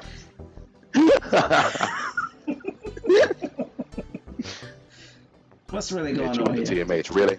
This is what we're doing? Yeah, I mean, you know, I was going with it. I'm just saying. My bad. I'm sorry. Not sorry. It's all right. Oak Cliff says, it's Friday. Yep, it's Mo Friday. Mm-hmm. Mo Friday. It's Mo Friday. Friday-ish. So, yeah. It's Friday-ish. Friday life. That's right. Friday. This is series 1 of Friday-ish. So Let's do it. Let's do it. so Hey, why we hopefully, can't use the ish? Let me stop. I know, right? Everybody else get to use the ish. that's right. Oak Cliff says it's fried ick. Fridick. Kaba Chaba 803 says first Friday. See, that's what I'm talking about. That's why y'all the best chat ever. This is the first Friday, y'all. There's 5 Fridays in a week. Forget what they tell you. 5, I say 5. 5 up. Monday through. Okay, I see people are channeling their doodle vision with these song lyrics. Anyway. Yeah. You should say it like you're from. Like, you know, in my doodle vision voice. Thanks, Dodo. Anyway. Thanks, Choctaw. All right, 1537. You ready? Nope. Wait, No. Okay. I scrolled too much. I did scroll too much. I'm looking for numbers. He said nope. No. 1537. Oh, there it is, right there. You got it. In 1537, Francisco de Montijo was appointed governor. Hey man, I wouldn't have took that job. They hanging governors out here. Yeah, no. I'm like, nah, I'm good. He set aside the division of territory made by Alvarado on arriving in Honduras. One of his principal captains, Alonso de Saceras, quelled the indigenous revolt led by the Cacique Lempira in 1537 and 1538. In 1539, Alvarado and Montijo disagreed over who was governor, which caught the attention of the Council of India. What? Montijo went to Chiapas and Alvarado became governor of Honduras. I finished it. All right, I'm done. He was like, I am not stopping. I'm going. He ran I rolled through that one. Nobody was coming, yo. Hold on. I had to write it for myself. I looked already. I pre-looked before I even got to the stop sign. All right, I can go. It's like, we yelling stop. He's still hitting the gas. Wrong pedal, bro. Wrong pedal. You know, stop me, stop. Like, no me, no Kobe. Got it? Cool. I'm going on mute. So there was a revolt led by Cacique. And look, Sheila, please forgive us for murderizing these Spanish words. Please forgive us. Cacique. I'll put this in the chat. Who was this Cacique?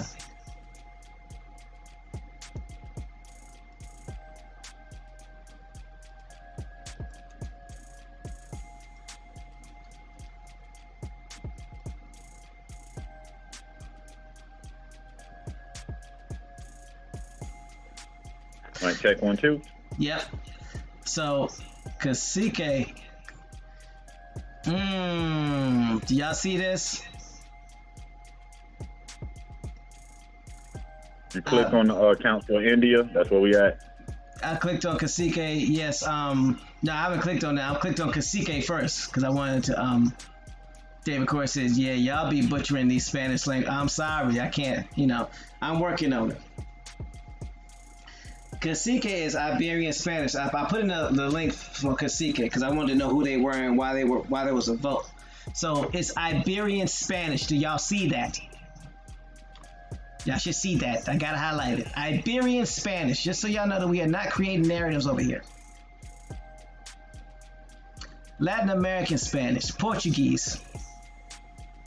Cacique, feminine form Cacique, is a leader of an indigenous group derived from the Tiano word cacique or cacique for the pre-Columbian tribal chiefs in the Bahamas, the Greater Antilles, and the Northern Lesser Antilles. In the colonial era, Spaniards extended the word as a title for the leaders of practically all indigenous groups that they encountered in the Western Hemisphere. In Spanish America, Brazil, Spain, and Portugal, the term also has come to mean political boss or leader who exercised significant power in the political system known as Caciquismo.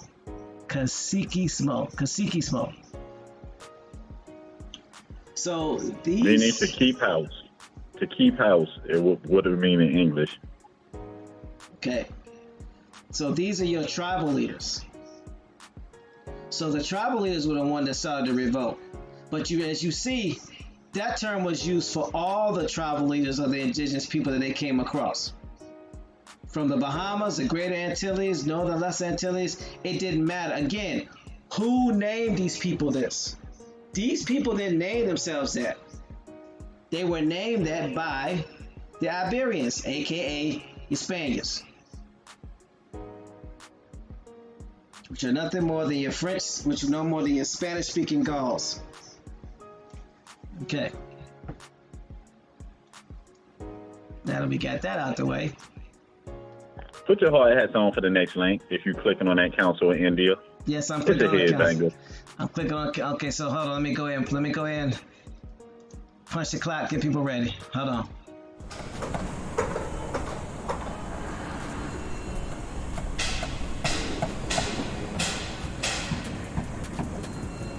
Who is the Supreme Indian Council? Ain't no Indians. All right. So, yeah, man. Council of India.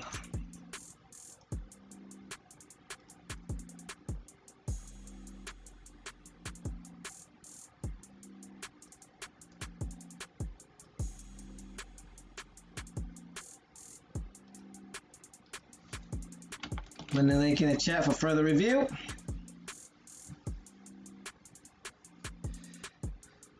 The Council of India was a name given at different times to separate bodies associated with the British rule in India.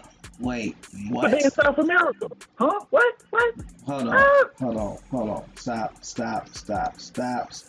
Come again? Come back down. Stop playing.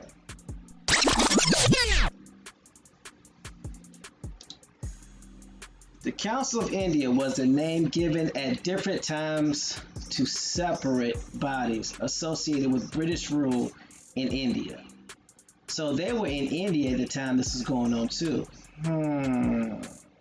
Colonization around the world happened at the same time. Do not believe this story that they're trying to tell you they went here, then here, then here, then here. No, they were doing it all over at the same time. Because they had to put the people somewhere. Yep, you just moved people from one landmass to another landmass, made it easier for you to control them because they had no idea where they was at or what was going on. That's how you control somebody. You put them someplace foreign. Just orient them. Look that word up. Then they have to depend on you now. Jay Free says, like the East Indies and West Indies. He said the letters D and T are oftentimes interchangeable. Culture appropriation. Facts.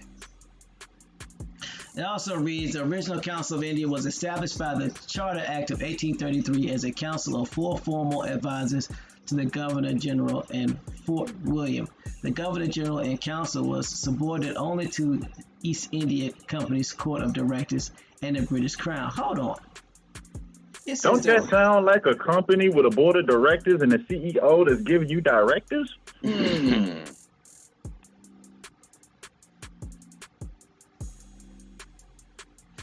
Hold on. Doodle Vision says, yes, Lady Free, to ensure D was the T sound, you'll see it as DJ at times, especially in Egypt. So here's a question. It says the original Council of India established by the Charter Act of 1833. This says it was established by the Charter Act of 1833. But what time frame is this that we're talking about? Something don't look right. Something don't look right. Hold on. Are y'all seeing what I'm saying? It says, in 1837, In 1850 and 1838. In 1539, Alvarado and Mujerto disagreed over who was governor, which caught the attention of the Council of India. Okay. How you gonna have? Okay, we got the dates right. Say Is it again. 1839? Yeah. The Council of India. First one is what, 1833? Mm-hmm. But this is in 1539 when this happened. Yeah, we got a problem.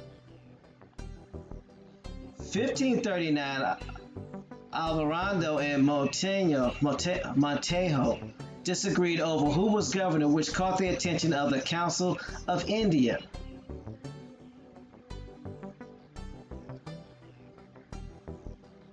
The Council of India was established by the Charter Act of 1833 as a council of 4 formal advisors to the Governor General at Fort William. The Governor General and Council was subordinated by only the East India Company's Court of Directors and the British Crown.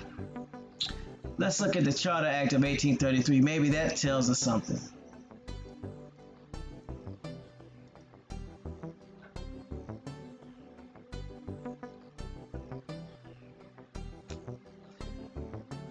It's called the St. Helena Act. Let me put this link in for further You review. see how they hide this stuff?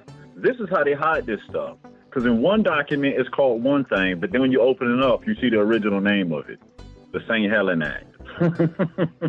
The St. Helena Act, or the Government of India Act of 1833, is an act of the Parliament of the United Kingdom. The United Kingdom didn't even exist in 1539. What are they talking about? Bingo. As an act, this act also intended to provide for the extension of the Royal Charter granted to the East India Company.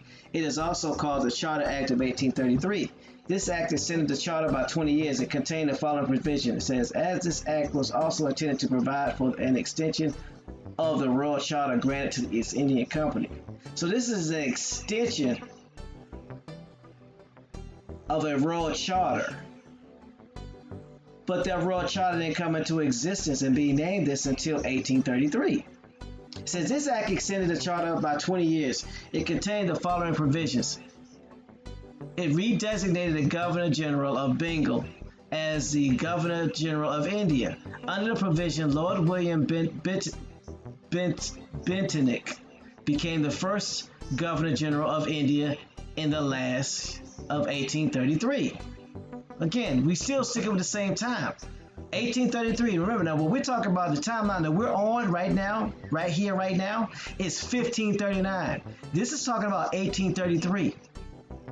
I think they had a DeLorean? I'm just saying. That's almost, you might as well say that's 250 years before this act. So how could you look at a document that didn't even exist at this time? How can you catch the interest of a group of people that's not even together yet? Matter of fact, England came together, 1600s?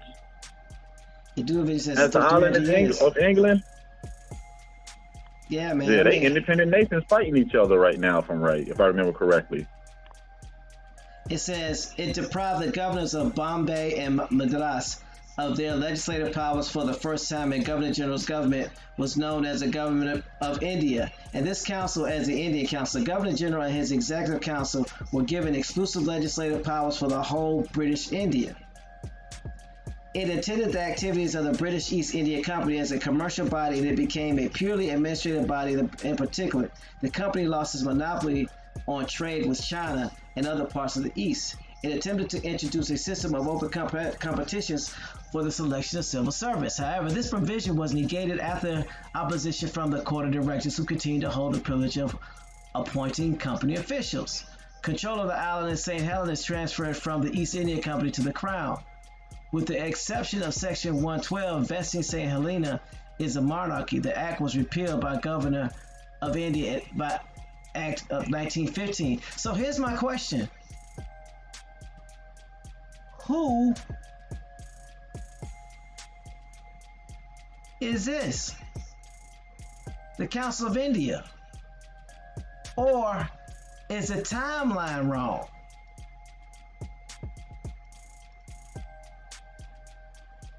It says Because think about it, all the timelines so far are lining up in the 1500s. You have 1528, you have 1530, you have 1537, you have 1538, and you have 1539.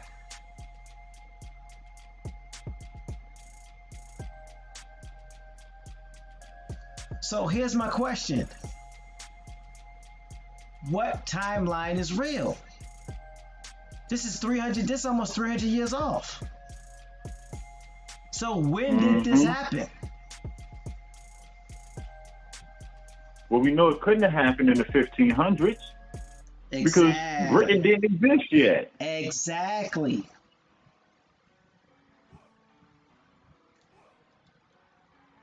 Doodle Vision says 1833 is real. So this timeline is false.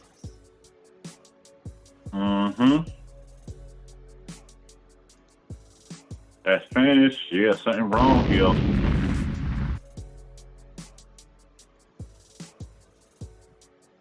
They're trying to say that this stuff happened in 1837, 1838.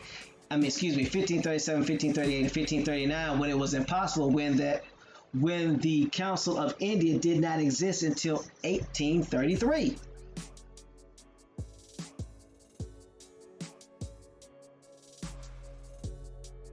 And why would the Spanish? Why would the Spanish be answering to the British? Come on, man.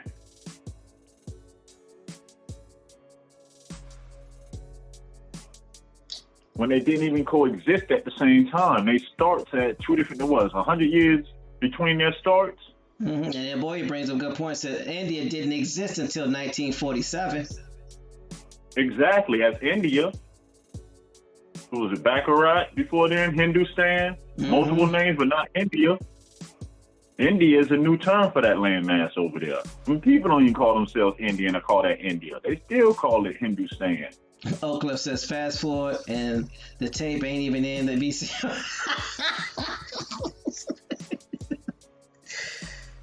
And like Free said, it's right on top of the Reconstruction period, 1800s. So we have a clear proof of somebody lying right here, right off the break. At 9:57.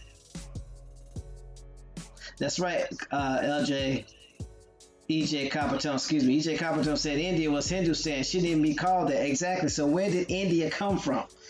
And why are they saying 1539 when it happened in 1833? To try to fool you.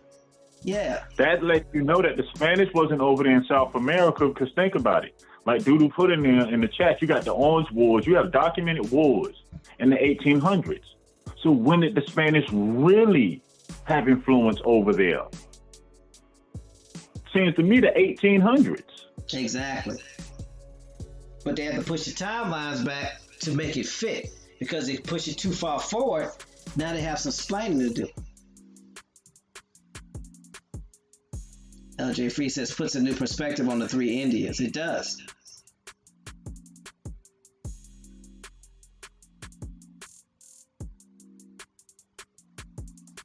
David Corey says India was here in the 1500s, meaning North America, the Americas. Indigenous American Leo says, wait, Columbus was a magician? Obviously so. He flew up under a flag that couldn't have existed for a country that didn't exist. And think about doing this whole thing of reading during this time. This man that was supposed to come and discover all this stuff, we ain't hear not one mention of this man's name yet. Copper Pride said, I still don't get how they were oppressed, not allowed to worship, not allowed to be free as a people, but it's okay for them to do what they've done to them all over. But it's okay as long as it ain't them. But here's the thing, Copper Pride, the timeline is off. With their rule and their dominion is 300 years or 296 years too soon. They got 300 years in between there. They got to explain. Something's terribly wrong.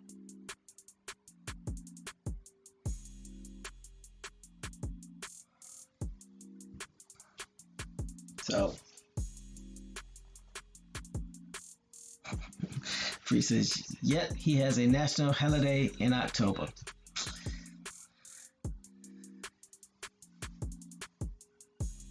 I'm just saying. But, I mean,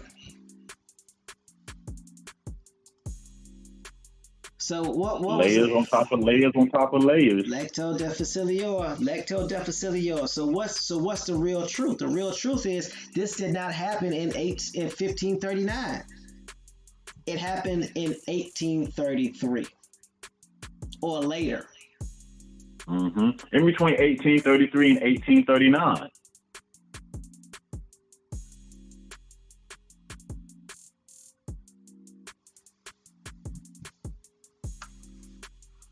So we found a lie right from doing a timeline.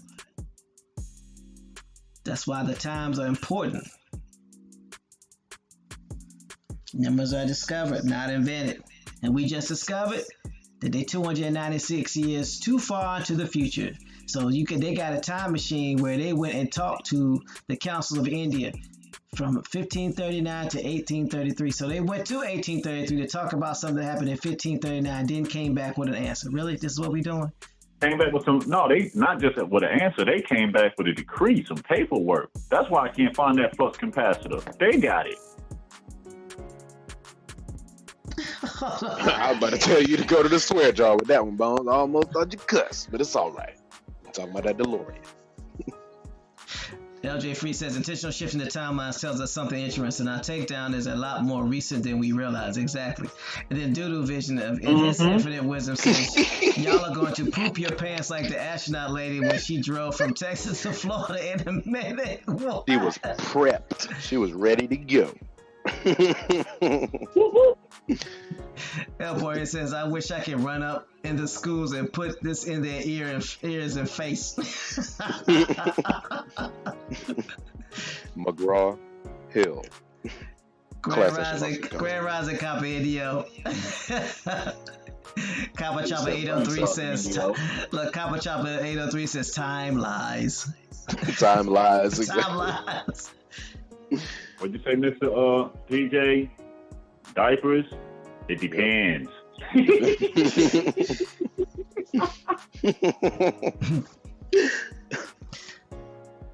Okay, so let's now that we know that this lie of time is not true with the line of time, let's go ahead and read some. Let's go ahead and read some more there. No sellout. You got to you did run the red light and got to the end of the sentence, so you might as well start on the next paragraph. I mean, I don't know if anybody heard me the way y'all was screaming in the car. All right, well, go ahead and read the last sentence. Go ahead. Hold on, I don't know where I was at. You was at... I'm all up in etymology. You was at... I'm not even on the right article. Montejo went to Chiapas. I'll read that part. Montejo went to Chiapas, and Alvarado became governor of Honduras only after they went 296 years into the future to talk to the Council of India. Only after. Just remember that. Yeah, only after. They had to go 296 years into the future to get this get done, though. Just to make sure. Good. DeLorean. Right. So during the period leading up to the conquest of Honduras by Pedro de Alvarado, many indigenous people along the north coast of Honduras were captured and taken as slaves to work on Spain's Caribbean plantation settlements. It wasn't until Alvarado defeated the indigenous resistance headed by Cocamba near Ticamaya that the Spanish began to conquer the country in 1536. Alvarado divided the native towns and gave their labor to the Spanish conquistadors as repart. Let's see. I see miento at the end. Okay, repartimiento. Further indigenous uprisings near Gracias a Dios, Comayagua,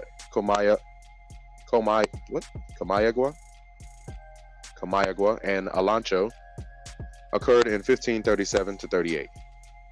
The uprising near Gracias a Dios was led by Lempira, who was honored today by the name of the Honduran currency. Stop, please. I like him. Let's see who Lempira is. Picture we got of him. Let's see who. Man, you got me. Let's see who is. Lempira.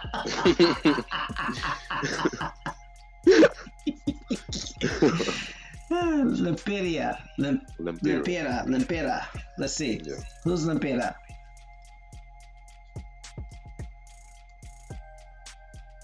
Lenca ruler.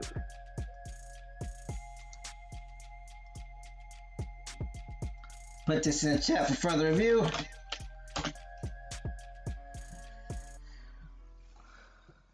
He said cool whip. that was too efficient. You can't have pie without Cool Whip. It says, let me scrub a little bit so y'all can get a picture of the face. They gotta be able to read. All right, there we go. Lempira was a war chieftain of the Lencas of Western Honduras and Central America during the 1530s when he led resistance to Francisco de Montejo's attempts to conquer and incorporate the region of province of Honduras. Mentioned as Lempira in documents written during the Spanish conquest, he is regarded by the people as a warrior hero. So knowing what we know now, this did not happen in the 1530s. This had to have happened in the 1840s or the 1830s. What else is going on in the 1830s? In central and what was going on in Americas in 1830s? Anyone? 1830s, Trail of Tears, 15 million people's coming over. Does that ring a bell? No? Nobody? Okay. Oh, yes. Oh, you were asking us. I thought you were asking the chat. My bad. I was asking anybody that was listening. That's a yes. I didn't want to give it away. My bad. Doodle Vision says Lempira looking like Emperor's New Groove. I know, right? You see that? This guy. Yeah, that is an interesting look that Lempira has. Looks commercial, cartoonish, if you will. Too good to be true. Looking a little bit of conquistador over there, sir. Mm-hmm. So I'm just saying, so.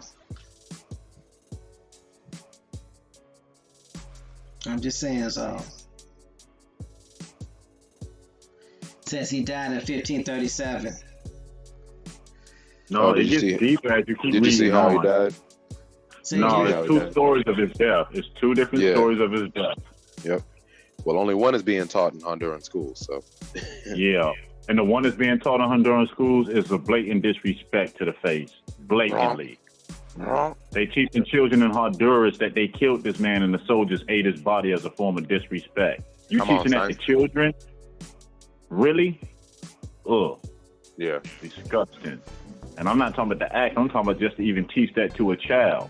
You're the lowest of the low. The rant says now we got to put the African timeline next to this one to see more potential lies. Well, if you think about it, what's going on in the 1830s over in Africa? They're making room to send some of our ancestors.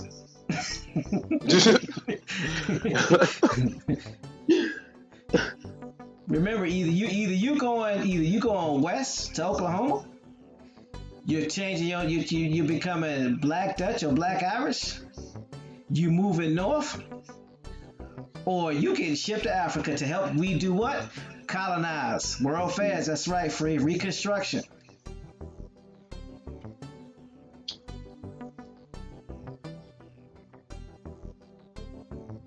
And that makes you think the reason why Africans don't want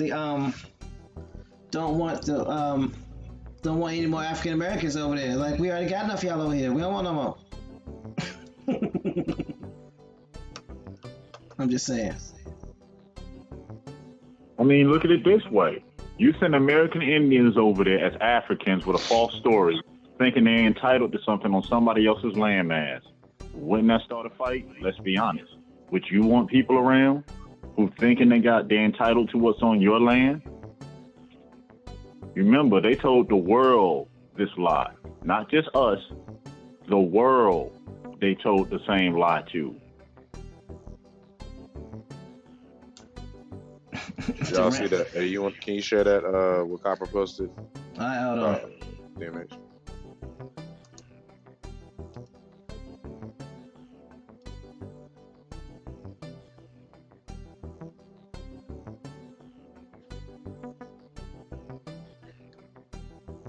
I mean, shouldn't they have just used that instead of that picture that they put up there? That's crazy.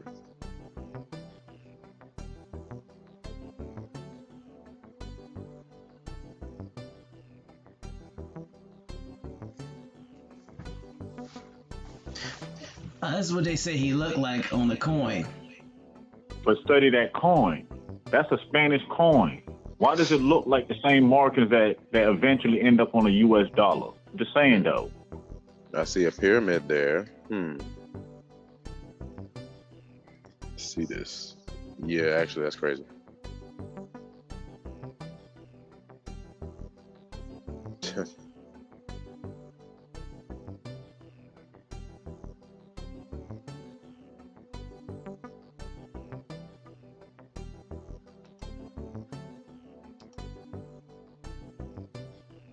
That looks nothing like that dude. Yeah. Looks nothing like him. That illustration. Hey, look at him. There he is. That must be when he was 21. Really? That's what we doing? I don't know. He was of legal drinking age when this picture was drawn.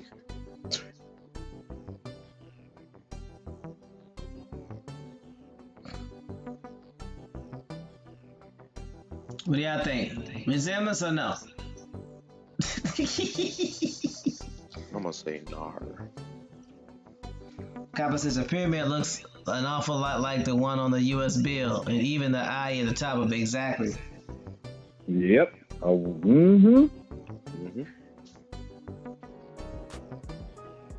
why are they putting pyramid? Let me hush. Yeah, I wonder. And I wonder. Doodle Vision said he had some work done.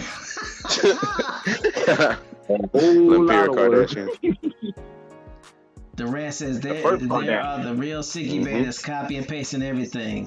This is the sticky bandits. That old Home Alone classic, Sticky Bandits. Free says, funny how it's always a profile depicted so you can't see the other side of the person's face, two-face, interesting pose. They've been trying to get mug shots from us like forever, huh? Bruce Jenner, Doodle Vision says Bruce Jenner. No. Hey, no. You're an all-star. Don't look the same. Y'all don't take pictures, y'all take mug shots. Smile or don't.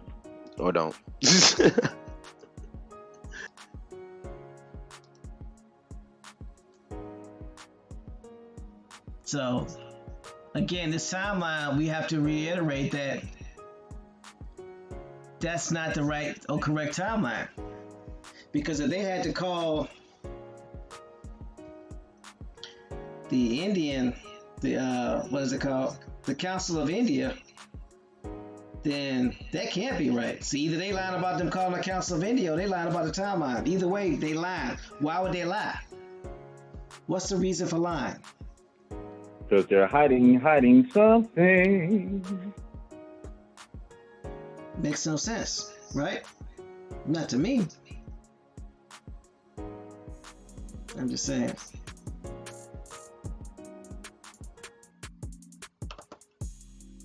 So we done got a serious timeline lie.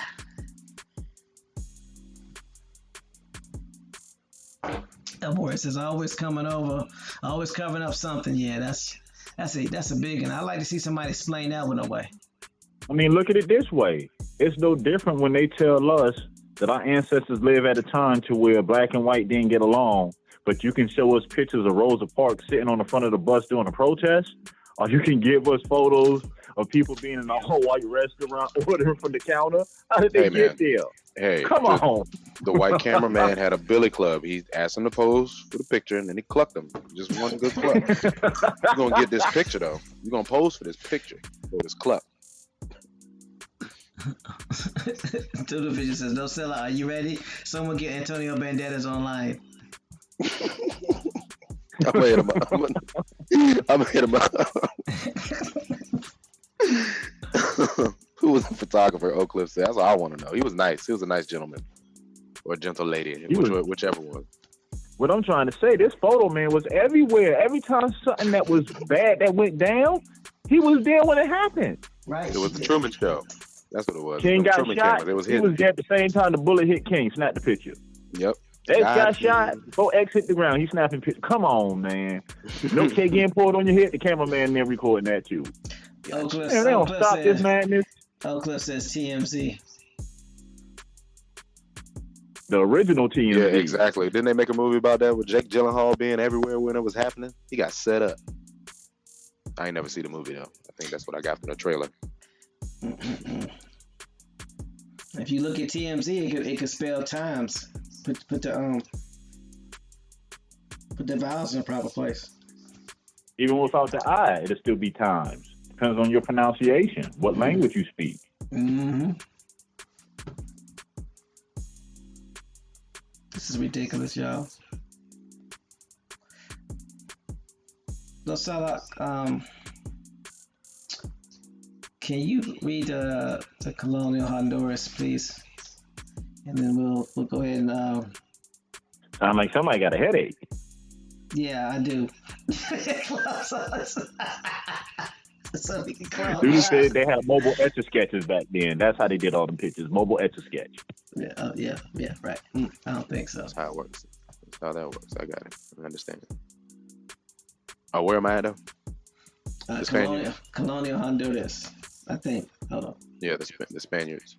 I thought you was in Yeah, history. Virginia. Hold My on. bad. Really? Just what we doing? Just what we doing? Hold on. Yeah. Technically. You're in colonial Honduras, the defeat of the Peras revolt. Oh, I'm on Lempira. That's why. You never get right. Colonial Honduras. The defeat of Lempira's revolt and the decline in fighting among rival Spanish factions all contributed to expanded settlement and increased economic activity in Honduras. In late 1540, Honduras looked to be heading towards development and prosperity thanks to the establishment of Gracias as the regional capital of the Audiencia of Guatemala, 1544. However, this decision created reinstatement in the populated areas of Guatemala and El Salvador. You mean resentment? What? You mean resentment? Yeah. No, I was reading too fast. I thought I was doing good, TMH. Thanks for humbling me. I appreciate it. I saw a reduction in Spanish words, so I was like, yeah, this is gonna be awesome. Great paragraph. Stop me when you want to. No, thanks, TMH. However, this decision created resentment in the populated areas of Guatemala and El Salvador. In 1549, the capital was moved to Antigua, Guatemala, and Honduras, and remained a new province within the captaincy of General of Guatemala until 1821. All but one word. I mean, you know, that was I appreciate it. Thank you. I want you to think that the decision created reinstatement. Reinstatement, yeah. Reinstate the population. I mean, but being that they can go 296 years into the future, I mean, anything's possible now, right? Anything. It's all. No. We're so petty.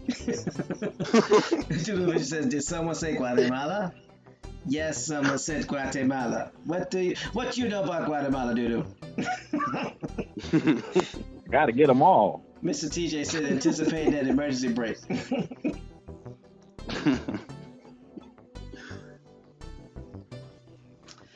Okay, so you want to go over the mining culture? Oh, here we go. Colonial mining operation. Yes. The first mining centers were located near the Guatemalan border around Gracias. In 1538, these What? I thought you said thank you. I thought you welcome. No.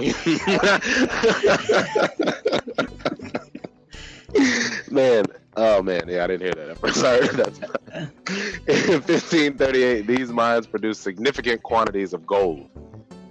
In the early 1540s, the center for mining shifted eastward to Rio Guayape Valley. Guayape Valley, and silver joined gold as a major product. This change contributed to the rapid decline of Gracias and the rise of Comayagua as the center of colonial Honduras. The demand for labor also led to further revolts, accelerated to decimation of the native population. Hold on, though, 1 second. Mm-hmm. So we know by that statement they're enslaving the indigenous population, but I thought they brought Africans with them. Mm-hmm. Next sentence, sir. As a result, African slavery was introduced into Honduras, and by 1545, the province may have had as many as 2,000 slaves. Stop. May have had. One more sentence. May have had. Go ahead. May Read have that last had. part. Go ahead. Read that last part. Go ahead. Yeah, I didn't want to. Other gold deposits were found near San Pedro Sula and the port of Trujillo. May have had. Other gold deposits were found near San Pedro Sula and the port of Trujillo. But may have had. Let's go in. Let's go in. African slavery. Who is it? Hold on. Who that there? How you do that there? What up, Doodoo? How you know it's Doodoo? I don't know, just felt like it. You just felt right. So.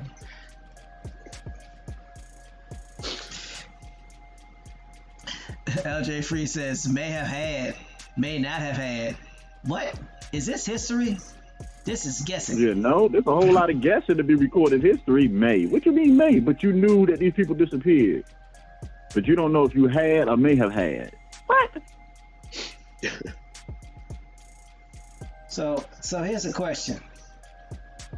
Now, in order for, so we can look at this two ways, right? Because we already know the timeline's jacked up. So we already know this is not 1540s. This is 1840s, which would make this term, African slaves, more accurate. But let's keep this in perspective from the standpoint of this being the 1500s. This can't be accurate. Why can't it be accurate? Definitely not saying no African. Yeah. Definitely not saying no African, because that definitely didn't exist. No, there couldn't have existed. There was no African slavery because Africa didn't exist as a continent then. Couldn't have. Unless you're talking about the Moors that they moved over here, the Berbers they brought over here. Yeah, them Berbers. You can consider them Africans later on in time once you change the name to Africa. Then when you write it currently, you'll put them under the current name, what you call them. But we know back then they wasn't calling them that. But these are the only ones that would have applied at this time in the 1500s. Could have been those of Algier and Tangier. Those are the only people that could have applied, because the whole continent hadn't been named Africa yet until like the late 1800s, early 1900s. 2,000 years after the 700s. So, exactly, David Corey, it was Ethiopia. So they can't be talking about no other than the people that either came from Tangier or Algiers. So now that we didn't get that straight. So either they lied about the time frame or they lied about the people. Which one is it? Either way they lied. So we just gotta let them depict which lie they want to go with. Okay. That's all I got to say about that. Anybody else? Anybody else? Who y'all gonna be today? Who y'all gonna be today? Who is it today? It's like Roger from American Dad, if anybody watches that show. Oh, the alien? You got an outfit for every day. Actually, every hour. Sorry. Different personas. So, let's go on. Can we go into the mining production? The next paragraph. What you say? Nothing. I didn't think you hear me. You got some good ears. I thought your ears was bad. Well, okay, I hear. Where we at? Colonial. Might have to rewind the tape on that one. Hold on. Hold on. The first. Where you stop me at? Okay, mining production. There we go. Thank you. mining production began to decline in 1560, and thus the importance of Honduras. Sorry. In early 1569, new silver discoveries briefly revived the economy, which led to the founding of Tegucigalpa,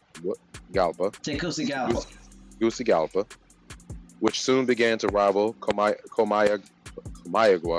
Comayagua as the most important city of the province. Silver boom peaked in 1584, and economic depression returned shortly thereafter. Honduran mining efforts were hampered by a lack of capital and labor and by difficult terrain. Mercury, vital for the production of silver, was scarce, besides the neglect of officials. Interesting. So now they're starting to talk about the actual mining and them starting to mine in Honduras. So are we in 1860 or 1560? Which one? I don't know.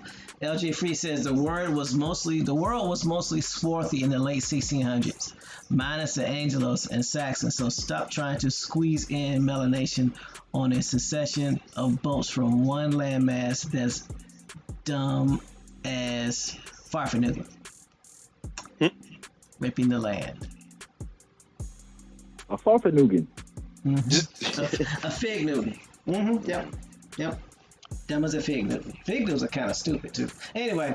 I learned something about figs. I don't eat figs no more. Oh no. Put it in the forum. I will. I don't know. Okay, so alright, so let's go to the partially conquered north coast. All right.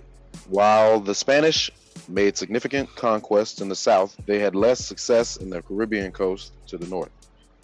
They founded a number of towns on the coast, such as Puerto Caballos in the east, and sent minerals and other exports across the country from Pacific coast to be shipped to Spain from the Atlantic ports.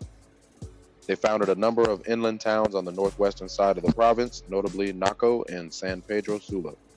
Okay, stop for a second. They killed me saying they found. You didn't find it. It wasn't a loss. I got a question. If I'm on the Pacific coast, why would I sail all the way around? Because at this time, the Panama Canal did not exist. So why would I sail all the way around South America to go back to Spain if I'm on the Pacific coast already? Why don't I just go straight across?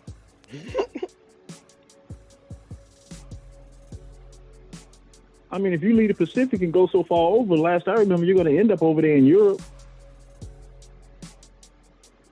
Come on with it. This is interesting stuff. I might be crazy. This makes more sense. This makes more sense economically if we're transporting goods that we need for services to get them there as fast as possible. Why would I take a longer route, take a bigger chance of again hijack of seas? When I take the fastest route? I mean, logistically speaking, yeah. So Indigenous American Leo says if we talking mine in the 1800s, we talking about Japanese slaves. That's when they were bringing them in for labor. Exactly. Yeah, Japanese and Chinese to do the mines. You have to remember they were small enough to go down these small mine shafts. We're not talking about the big mine, the caves that people are walking in. We're talking about little shafts. You gotta be little. 6 foot son Indian down no hole.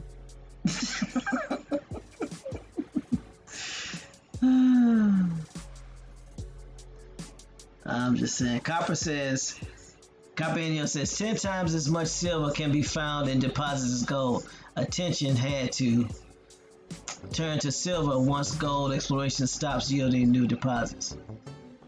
He says it always does.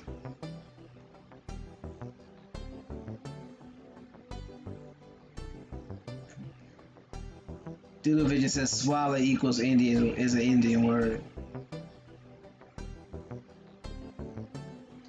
See, no, so you got everybody talking about figs. And then, of course, Dulovision says fig is gift backwards. Anyway. My bad.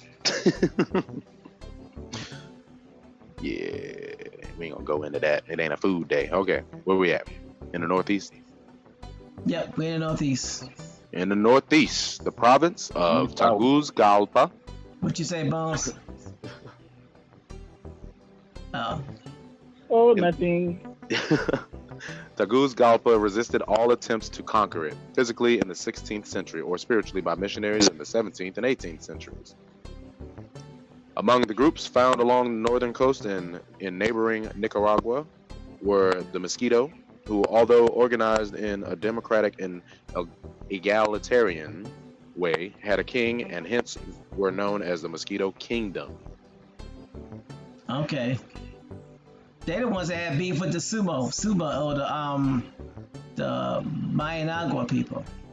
Go ahead. Yes, one of the I major don't know. problems. You probably want to look in. Y'all probably want to hit that link on them because their start is very interesting on who they say they are. The Mosquito Kingdom? Not the kingdom, just the mosquitoes. Okay, so before I do that, I want to send a shout out to where you at? Grand Rising Michael Brown Harris. My bad for missing you, bro. Grand Rising, sir.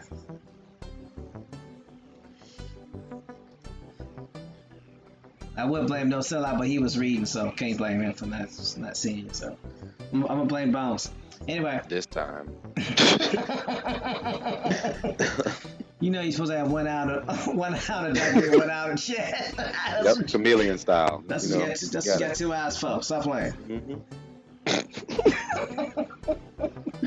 Got that Bernie. So the Mosquito are an indigenous ethnic group in Central America, of whom many are mixed race.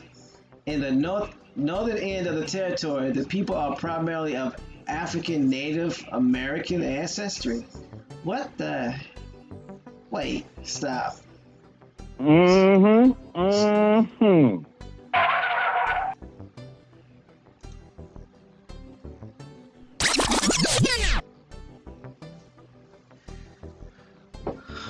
Ruh-roh, Raggy.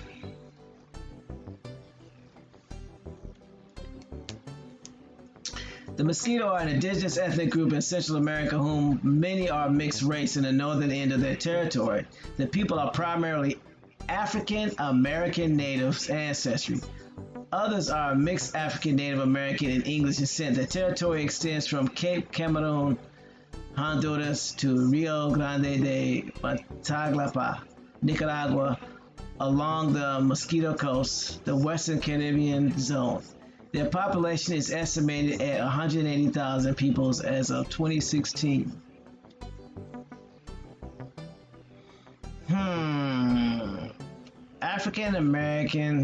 African Native American, what does that mean? Just out of curiosity. Put this in chat for further review.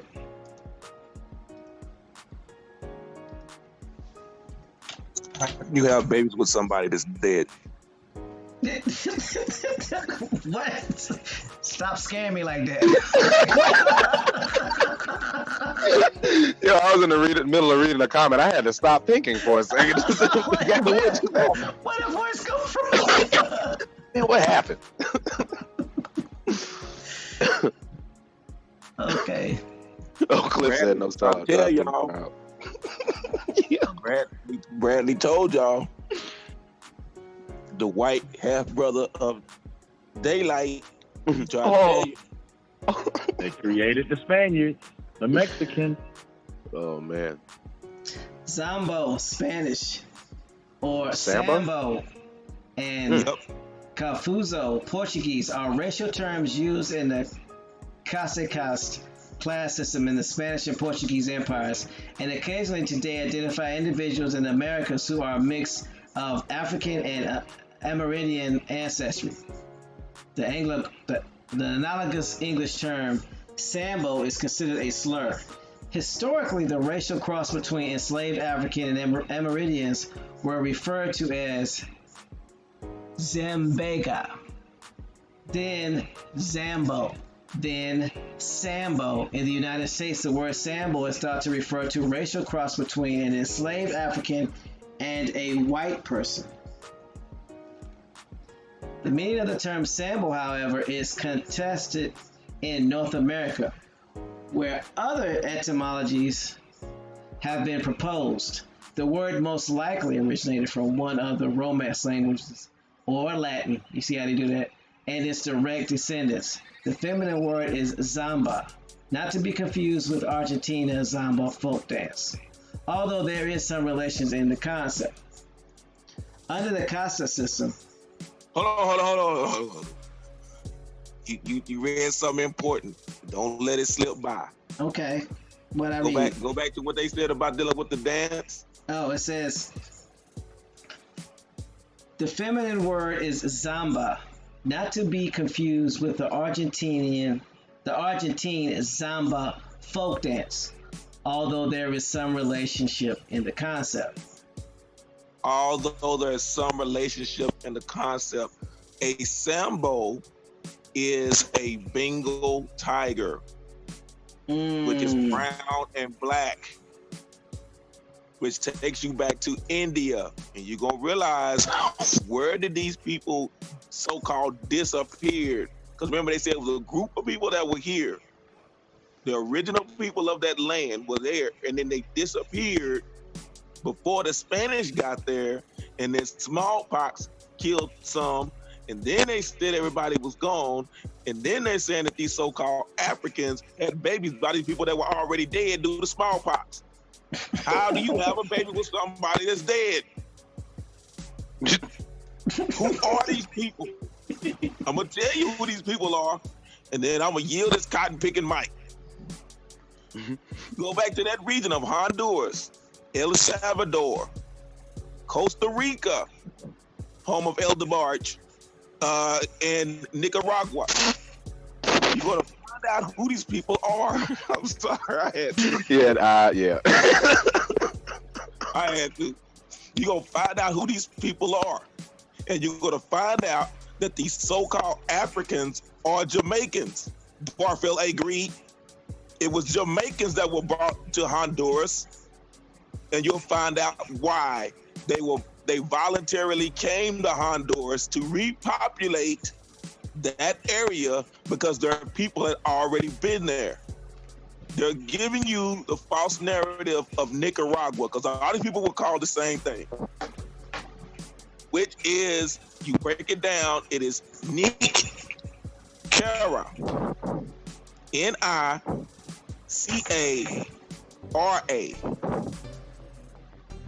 And you're going to find out that these are the beloved people kissed by the sun. That is what that means.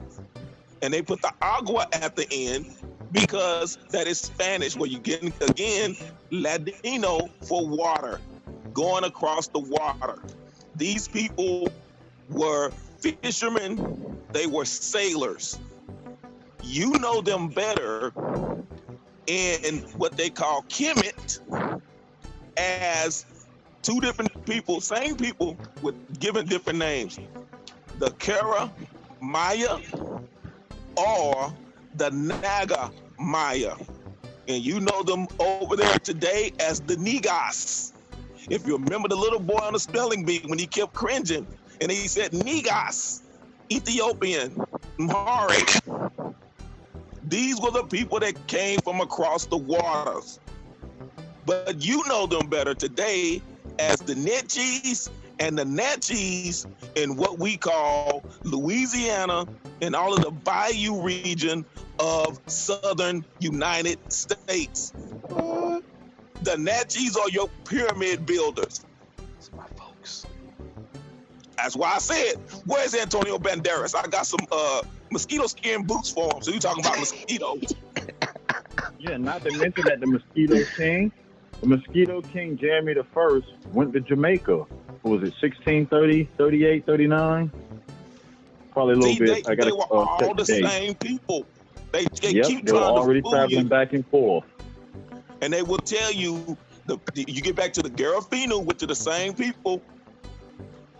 They're the same people, and they'll tell you, we did not come from Africa. This Africa talk didn't start until 1675 by a British guy named Young.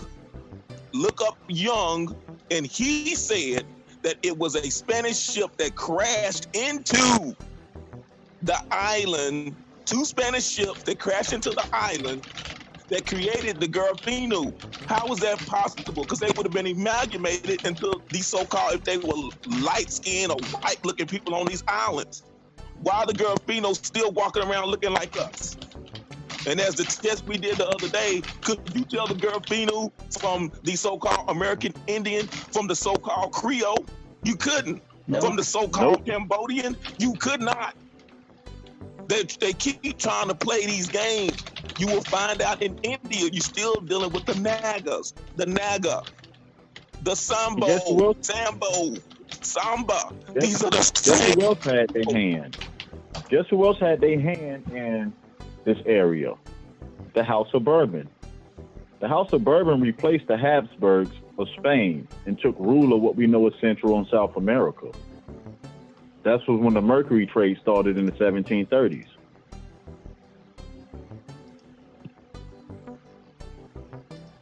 Follow the breadcrumbs, it'll lead you back to the table. I hope I ain't losing anybody. But Tiamat, you okay over there?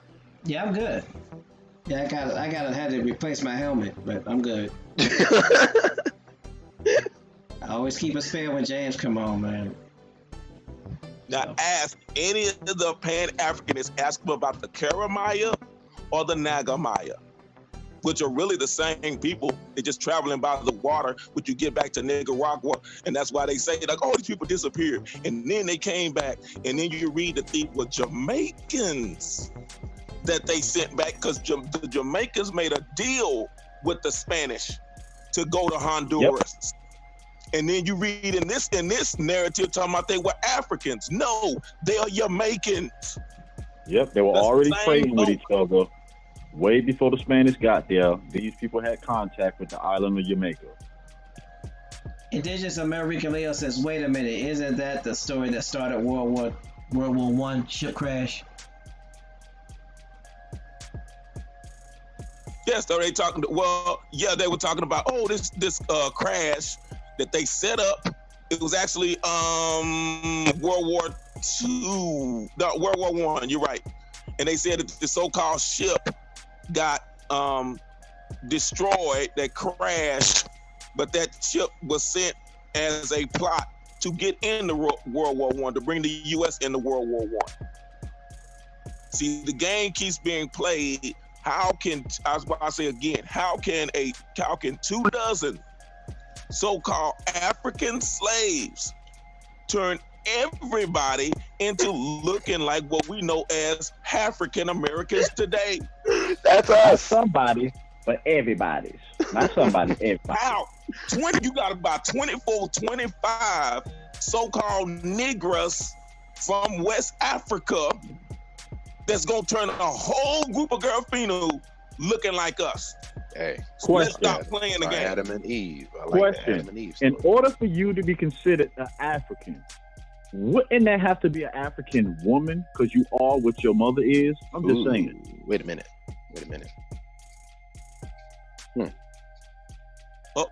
That's why I said. If they're men, there's no way them children can be considered African now, because their mother not African. You are what your mother is. This is my story. Oh man, they're gonna stick with it though. They're gonna stick with it though. That's their story. See, I know y'all wrong, right?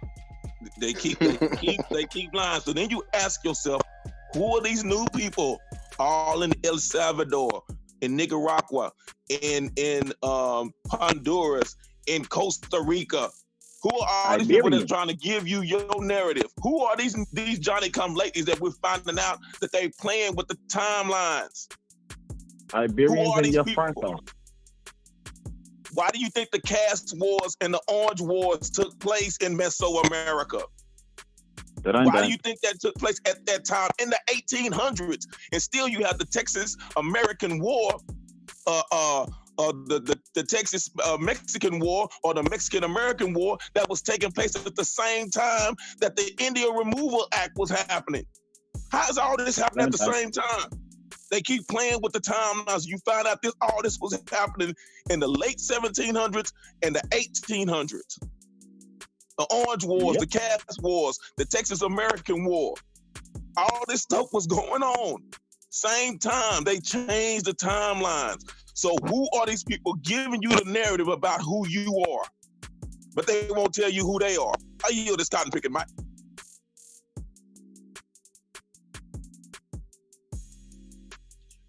Hey, DNA test tell him who he is, James. Leave him alone.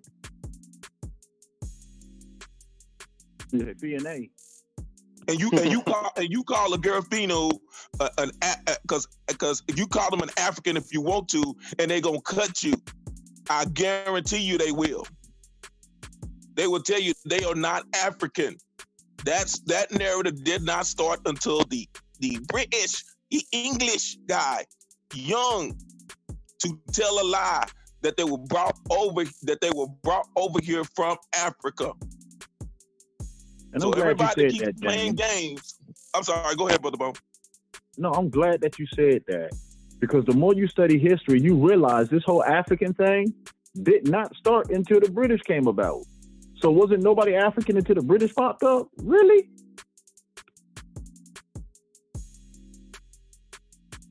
And two of the places that keep popping up on these for entertainment purposes only DNA tests that they tell you from West Africa are British colonies.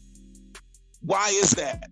And you never find out anybody from these places, Liberia, Sierra Leone, all these places they keep naming that are British colonies.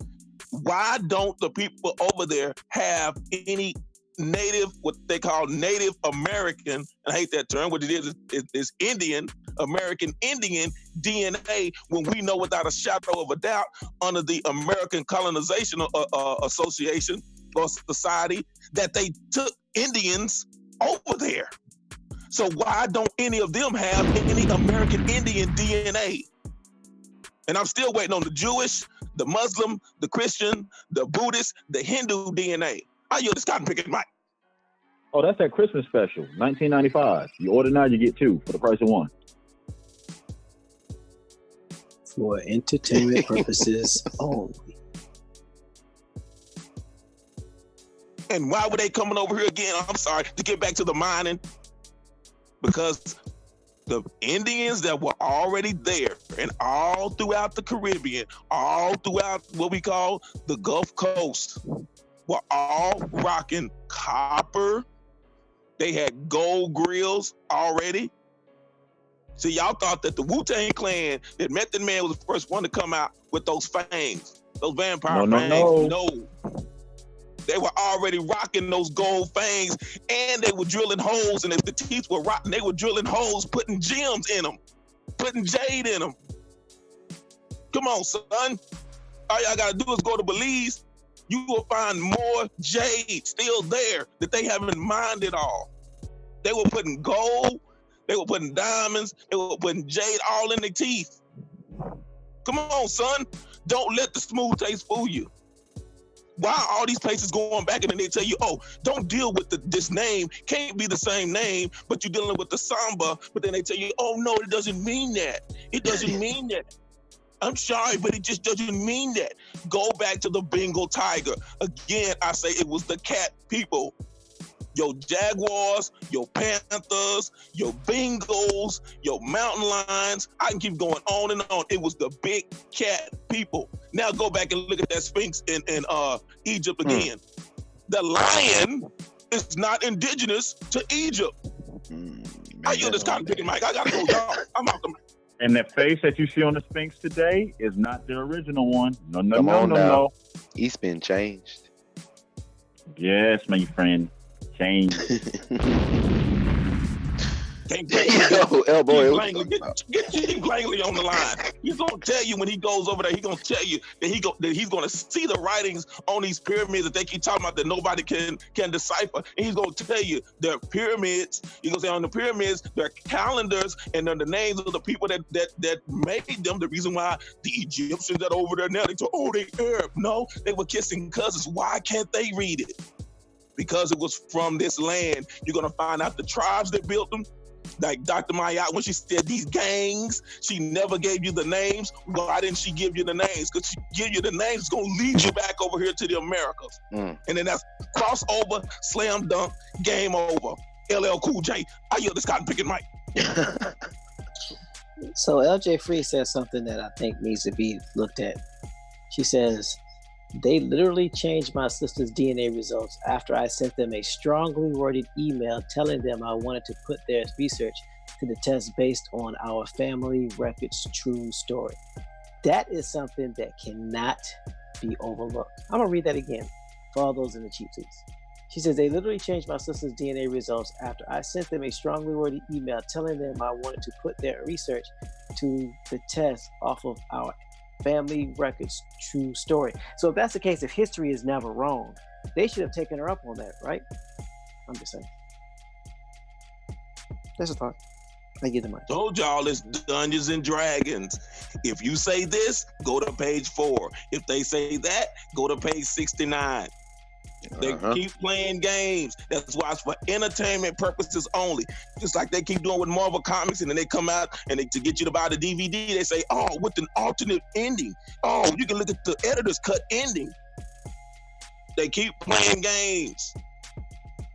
It is superhero comic books, and they're playing with you, and you keep falling for it. Oh, if I match this and match that, and then I'll become Professor X, I'll be a mutant. So you go right ahead and keep playing games, which is why no tribe anywhere in the world accepts DNA. They will tell you blood. Get back to the blood.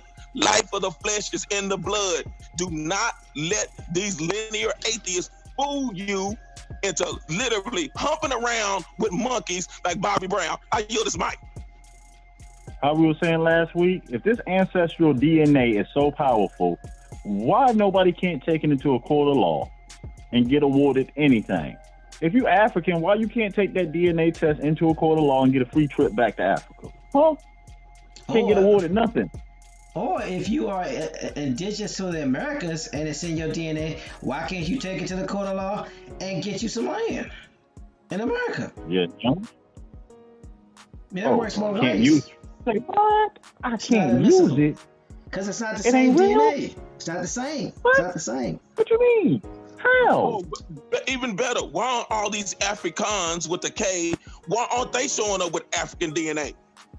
Why are they all over Europe? How far do you go back?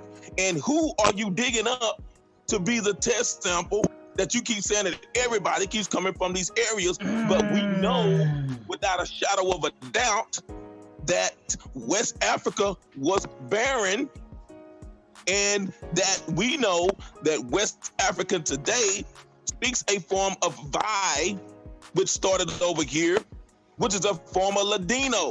So how did Vai get to West Africa, but nobody over here is speaking Bantu? Nobody over here is speaking any of those Dutch created by the Dutch languages. Why don't we speak African? And they get talking about these African dances, and then you go back and you look at voodoo. And then they say, oh, voodoo started in IT, but then they say, oh, all these West African tribes and lands are now practicing voodoo. So which is it? Did the Africans that were over there in West Africa bring voodoo over here, or did the ones that were in the Caribbean took voodoo over there? So here's another question. Here's another question that goes with what James is saying. I don't think people caught it. If we're to subscribe to the out of Africa theory, that means every European who's ever had a DNA test would tie back to Africa as well. They would tie back to the same. All of us would pretty much tie back to the same location. No, TMH. White people are reptiles, or they were born in a mountain somewhere. They're not. They wouldn't tie back to. No. Hold up. No, they're not. They're not like. They get. I think they got tails. They got. Wait, hold on. No. See, according to the out of Africa theory, we come from monkeys, right? And then the white people come from us. And then everybody humping around. So with that being the case, then everybody should come out of the same place in Africa, being that if all the DNA goes back to its origins, and all of us will come to the same place in Africa. There will be some percentage where all of us go back to that point. All of us. Regardless we should all have the same percentage of Africa in your DNA, no matter where you come from on this planet. Come on with it. Now, with that being But said, let's break it down. Let's break it down even more. Why did they create the Outer Africa theory? Why did they create the evolution theory? Because if you break it down, they're trying to tell you life started with this monkey, we came from the monkey, and these people came from us. And if you look at survival of the fittest, if you believe that, then you believe this pale European is your superior. Replacement. That's why they taught it to you, to make you believe that you were inferior. Because if we was here first, and evolution is real, then white people evolved from melanated people, making them the superior group. Be careful what you follow. But if that's the case, then why ain't they dominating in any sports? And how come anything that we touch, we rule? If they're superior. Oh, we know that already. It's a mind trick. Replacement, y'all. Come on. It's a mind trick to make you believe. If I control your mind, I can care less what your body do. So in your mind, I can make you believe that you're inferior, that I'm your superior. Naturally, what you do, you accept anything I say or do. Yep. So Free puts in, and this is in addition to her sister's DNA. She says they being the Ancestry.com, they literally removed a bunch of African countries, gave her a percentage in America, and altered numbers in Europe without ever requesting one record. Shaking my head. How, Sway? That's what she says. It's choose your own adventure, yo. You chose your adventure. They just changed it for you. She said African. You get up a DNA company.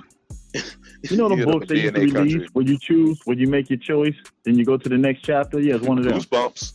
Stop playing. The dragons up in this camp. That's what it is. Know, but Kim, you know, you talking about dominating the sports. You know that Sean Bradley was better than Shaq, Michael Jordan, Dr. J, and Wilt the Still Chamberlain combined. Sean Bradley. People in the chat gonna be like, who's Sean Bradley? You modified the stats on NBA 2K? That's how you got better? You recreated them on a video game? Huh? Or Luke Longley that played with the Bulls. Luke Longley said that played for the Bulls. Y'all remember him? Oh, he's 99 on NBA 2K. I know. I modified it. You stop. Create a player. Let's do a full season. Let's go.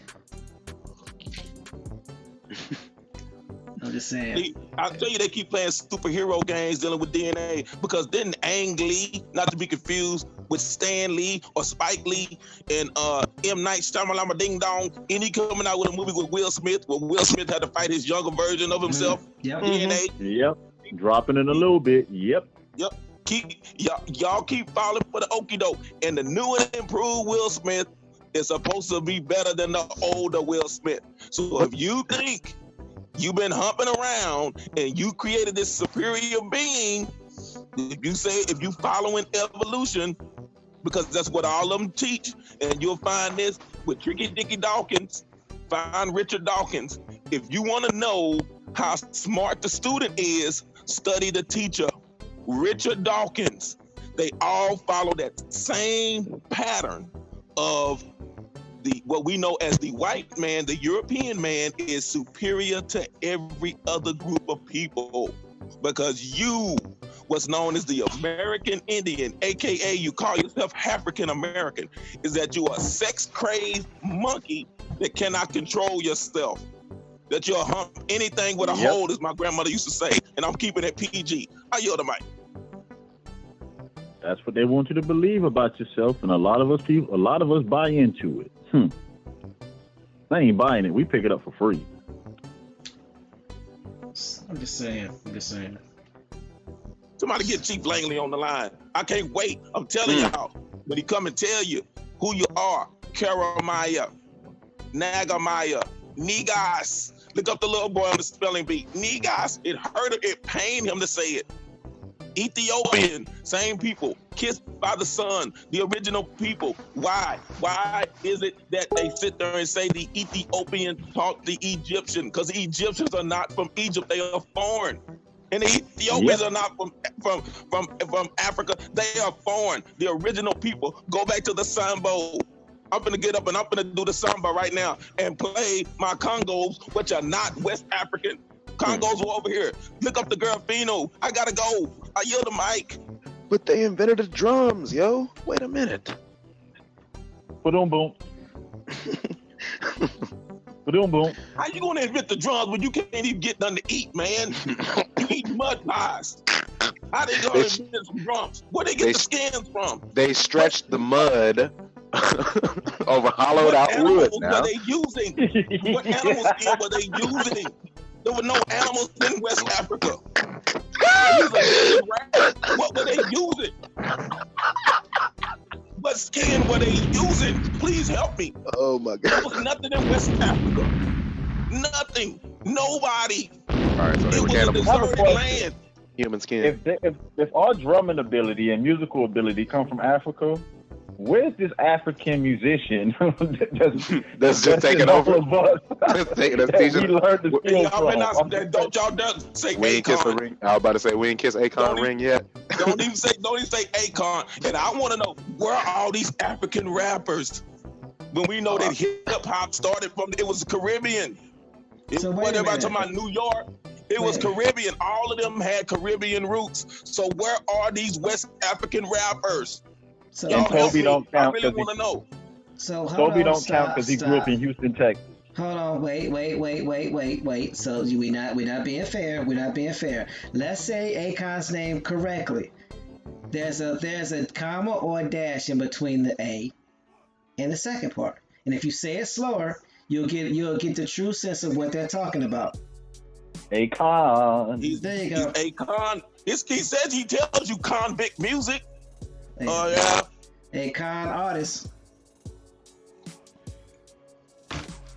I tell you, what's in a name? People keep telling you, Lady Free, I know you still in the chat. I love you. Thank you so much. What's in a cotton picking name?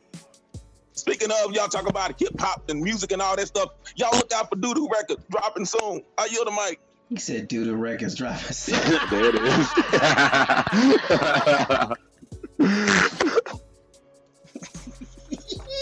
He producing powerful pellets. Dropping like it's something in an area near you. Pushing out powerful pellets, partner. He ain't playing. They go the bees. Put it in the proper perspective. Put some problem pop off. You gotta warn me next time because I was drinking coffee. I almost spit on my own computer. I was supposed to know. Oh man. Okay, it's 11:02. We didn't extend it past the time. I was trying to shorten it up, but it got good. It got good. Thank you, James Flame, aka Doodoo Vision, bro. You always bring the fire, bring the heat. Okay, so. I'm sorry, y'all just talk about that region, and I just keep thinking about who's giving you the narrative of telling you who you are, without telling you who they are. And when did the Spanish take over like we think they did? Because they did not. It was later, and the people in that region were already speaking Ladino. Thank you, Micmac. So. Explain to me how these words that originated from here got over there into the Iberian Peninsula. Please explain to me. That's written in history that Spanish has loan words from American indigenous tribes. Mm-hmm. Facts. Micmac. Shout out to the Micmacs and the Mackenzies on my mama and them side. Third generation. But remember, they also had help. There was another group that was able to read these hieroglyphs too. Some people call them Vikings. Or we know them as Arcadians. Mm-hmm. Arcadians, Isa and French. They gave those West Africans their script.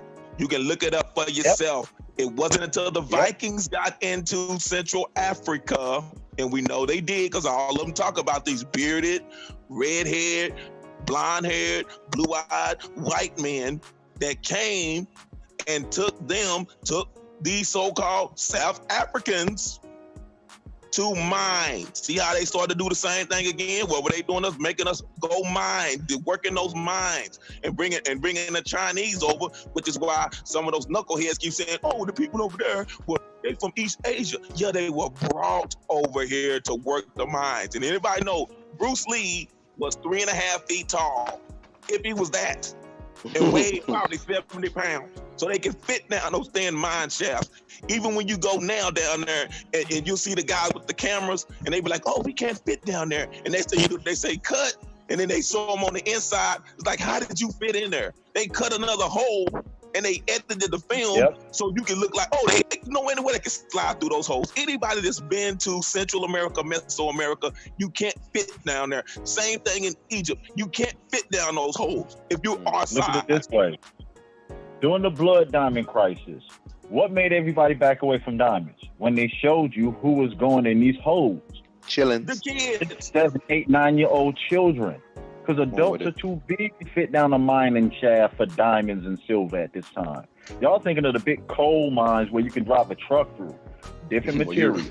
Well, you riding a little, well, you could drive a truck through the entrance. Look, you could drive a truck through the entrance, but those mine tunnels and those shafts get smaller. Yep. And plus, those are 2 different type of mines. Remember, we talked about that. Top mining and actually digging into the ground mining. 2 different forms of mining. Run it back if you need to. Y'all remember a few years ago when that mine shaft collapsed on those people down there? Was it like 13 people or something? Yep. And they came out and all of them looked like Tattoo from Fantasy Island. They were not big at all. He played. I can't. Better find out who's telling you who you are, and why is it that particular individuals, why do they have the records that no one else has? Because remember, they always say, oh, they destroyed all the books. No, they didn't destroy all the books. And why is it again? Y'all better think about it. Who's feeding it to you? That's why I said it wasn't until the British that they started talking this African talk. And you know, it's everybody's like, oh, you Liberia, Sierra Leone, the Congo, these same places that they said you were from, but no one over there is saying, oh, I have American Indian blood in me. And we know that Indians went over there. Like I say, the culture, the language, how did these West Africans started practicing voodoo? And we know without a shadow of a doubt, voodoo started in the Caribbean because it was paying homage to our ancestors. Next question is, why you only find voodoo every place the French colonized? Okay. Wherever there's voodoo, there's the French. Comment allez-vous? Oui. See, folks gonna keep playing. And I told you, I'm like Dr. Dre. You gonna turn me back to the old me. Nowadays, they want to talk and they got something to say, but nothing comes out when they move the hips. I ain't gonna finish the rest. Just a bunch of gibberish. Okay, yeah, let's stop. You almost got me in the swear jar. You set me up. I was about to keep going. My bad. I'm on mute. I'm just ad-libbing. Yeah. One day I was walking by. Trying to tell you, y'all gonna learn today. I'm not even gonna say I'm going back into retirement because Bud No Sellout keeps bringing me out of retirement. Don't forget, get Puss in Boots on the line. Tell them I got those mosquito skin boots for them. And I want to see those puffed up eyes. And you know. And tell them about those nat cheese.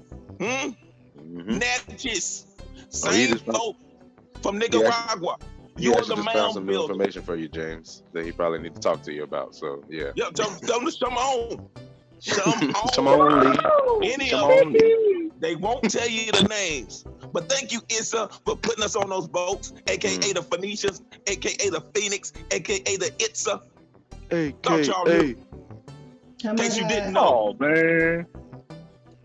Oh my God, it was you. Now it's not you. Now it's me. Now I see you. It's us. Okay. Oh my God. we didn't build the ships. We didn't build the ships. Y'all did. And you're gonna find out the British didn't do the things that they were doing. that you're gonna find out when you start studying Belize and all the rest of the stuff that was taking place with the British until old Ironside. And I'm not talking about Raymond Burr. If y'all know about that movie Ironside, the show Ironside, we got shot in that wheelchair. When they started making iron ships, that is when we could not deal with the iron. And then you're gonna find out with those iron ships, those iron sides, what they were using. They were using hemp.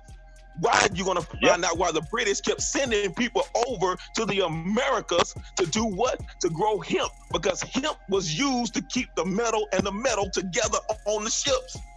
Somebody's gonna follow me in a minute. I gotta go. A natural epoxy. What y'all talking about? Y'all talking about Gorilla glue before Gorilla glue, huh? Hey, the Gorilla tape before the Gorilla tape. Yeah, the Gorilla glue learn about him. That GG number 4. No, I'm gonna go. It was the world's #1 textile, but I learned about it. See, y'all can't mention Gorilla Glue while we talking about evolution, because somebody gonna take that clip and be like, yeah, see, I told you they believe in that. O'Doyle rules. O'Doyle rules. Right off the clip with it. Remember that. They'll try to tell you cotton was America's #1. No, it wasn't. No, it wasn't. They bought Egyptian cotton here. The crop here was always hemp. And when our ancestors was able to farm freely, they removed hemp to stop us from being able to rise back up. Because who could grow it more effectively? A foreigner or somebody who's been around it their whole life? That was us. Mm-hmm. Yo, okay, I'm getting off the mic. I got too many of them jokes this morning. Too many jokes. Y'all keep on that nat cheese though. Keep following that nat cheese road. Yes, not nat I cheese. Can't eat cheese. What you trying to do? Hurt nat cheese. Nat cheese. You're talking about that yellow brick road. That's the nat cheese road, and you're gonna find out why they kept writing about we have to destroy the nat cheese, because the nat cheese were the ones that were building your fortified buildings, your fortified cities that you know as universities today. That was the nat cheese. Don't let the smooth taste fool you. Study the nat cheese road and find out. Follow that yellow brick road. Do not click your heels together 3 times until you have gone all the way to see the wizard behind that curtain. And he's pulling those levers, and you're going to find out who he really is. Huh? What? Don't be surprised when he look at like a you. When he look at like a you, don't fall out. You're going to learn today. You're going to learn today. That's all I got to say about that. So Honduras, so I'm sorry, Barfield agreed. Find out who you are. You better go to Mesoamerica. I keep trying to tell you, go talk to those people in Honduras. And it's still about what they say, the same percentage as the African American in the United States that's still over there in the Honduras. And they're going to tell you the Garifino are all up and down the Caribbean side of Meso and South America. And even in the Americas, they have blended in with the rest of us, and they'll sit there, and when you say, hey, if you know who you are, they'll start telling you who they are. But they blend in, and every day you'll look at them and be like, they look like such and such, or they such and such. They must be such and such from Africa. But they'll tell you the truth. They have blended in, because if they didn't, they would be kicked out of this country. Do not let the smooth taste fool you. That is why they keep saying we can't tell the people that we're bringing over, these so-called Africans, which were actually from the Caribbean, and they kept bringing them over here and say, we can't tell them apart. We cannot tell them apart. And why do they keep blending in? That's why you keep seeing all these so-called Negroes that kept having babies with these Indians, but they killed off all the Indians over here. That's why I said, who is a necromancer around this camp? Who is sleeping with dead people to make babies? And after 9 months, rigor mortis hadn't set in? Come on, son. Who's goosing what to make these babies? Who goosed the chimp to make you? How you up the mic? And Tim, didn't you read congressional records last night that stated that they couldn't tell these people apart? This is in congressional records that they could not tell these people apart. They resembled each other so much.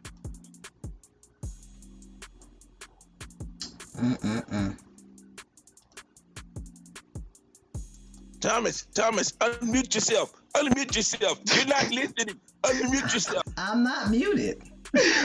beloved, hold on. But I took a DNA test. Y'all stupid. I got 8 DNA tests. No, I'm not. And they all say something different. What is wrong with you? I can't believe it. I cannot believe it. I took 8. And I got 8 different things. I'm so confused. Very confused. Foolproof. Y'all are wrong. Y'all funny, but y'all wrong. I cannot. Damn. John, unmute yourself. Unmute yourself. You're not listening. See, that's the problem. You never listen. Unmute yourself. Bro, I'm not muted. See, it works. Sorry, no more. I'm 8 different people. My DNA say I'm 8 different people at the same time. 8. Are you adding all of those percentages of sub-Saharan African up to be a super sub-Saharan African? Yeah, super Saiyan. I'm a super African. Georgia, me and the dog, super Africans. We all got it. Oh man. I'm gonna test the cat next week. I'm super Saiyan. I'm just saying. Super. You don't got no sources. And these are the same folk that'll tell you, oh, our ancestors came over here and they got raped. But yet it only showing you 10% European. Come on, son. They only put a little 10% European. Come on now. You bet you got 10%. What's that joke? They only follow through 10%. They only follow through 10% with the act. 10% of the act. They ain't go all the way through. They left 90% out there. Joke. Never mind. Grand Rising, Alton Clay. Peace out, Clay. Ain't anybody doing nothing. Clayton Powell. You are 76% West African Bantu hunter-gatherer. Come on, son. What's your blood type? Hunter-gatherer? Really? Come on, man. Come on, man. We can't tie you back to a person. We can't find a relative off this DNA. But yeah, you go back to this landmass. Don't worry about the person we were supposed to find. Okay, we just found the dirt. Get out there and hunt and gather. Now that we've finished auditioning for Roots of the next generation after the next. Let's get back to what we talking about on the boat. You know, we're not auditioning for Amistad 3. Let's not do this. What is this? Hit him with that. What type of ship is this? What kind of ship? What kind of ship is this? Hit him with the "Are we there yet?" a bunch of times. Oh no! Hey Pamela we not go. Pamela Hall, and this goes to everybody that's watching YouTube. Check your chat. If it says, it's probably gonna say top chat. For whatever reason, it puts your chat at top chat, and it doesn't show it moving. So if you go ahead and click on the arrow down, and click on live chat, you'll see what's been said. Yeah. So. And also fast forward through your video if you think you're behind. And you know they're trying to number the days too, because I noticed that a few people came in, like I know my main man, Macadon 1, didn't get a notification, and neither did I. So a lot of people didn't get notifications that the show was even on. Man. That's why we're I get one every other week. That's why we're going to our own platform. That's why we're going to TypedDisassembly.com. Yep. Yeah. Go to the website. Just because, they want it back, let them have it back. Hey, and y'all know where we at anyway. Y'all already know where we at Monday. Friday through for Friday. Y'all know where we at. First Friday through fifth Friday. Fifth. I plead the fifth. Same. 1, 2, 3, 4. You know the rest. Same Bat Bueno channel. Yeah, eventually we'll be moving completely over. Just small pieces on YouTube, but the main stuff, the show will be live on the website. Yep. Look, Pamela Hall, I don't know what you're talking about. He says, I did that, thanks, but I said that why I asked for the music to be turned down because TMH went. I'm not reading that part. I don't know what you're talking about. Ain't nobody doing nothing. You said he went Kevin Hart again. No. See, I'm a bank account. Kevin Hart again. He's stupid. He's stupid. It's all right. Kevin Harrelson. No. Anyway. Got the HAR, right? Oh no. Sorry. Oh no. Oh my God. Oh no. Alright, y'all. David Corey got a solution. He said, set your phone for the time. Set your phone. Your phone. We on like clockwork, 8 a.m. Rhymes with bounce. Bounce. That's a heavy pH. A heavy pH. Pound. Pound. Almost like how TMH called my name. Pound. Look, see, he missed the TMH. He pulled the TMH and missed the pound. Pound. Free TMH is rubbing off bones. No, the N is not silent. It's it's implied. It's implied. You just ain't gotta say it. It's implied. It's in parentheses. That's all. Yeah, just think but when he say it, there's no N. There is an N. It's bows. The B and the O is capital. The N is lowercase. The E is B-O-U-S-E. Bows. The N has the little squiggly line over it, so it makes the Y sound. It's bonehead.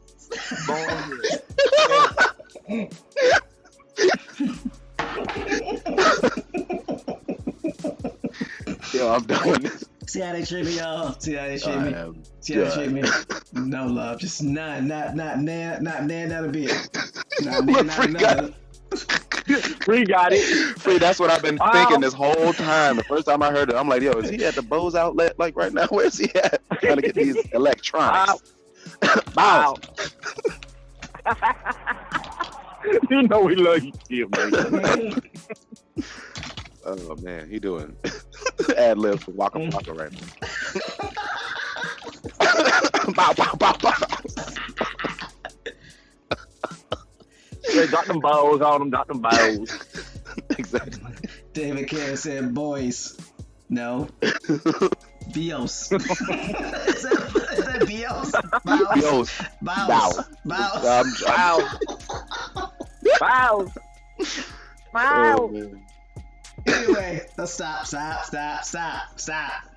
Somebody had to bring it in. Somebody.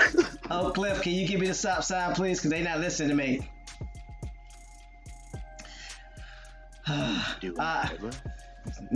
Sometimes. Anyway, we're gonna let y'all good people get up out of here.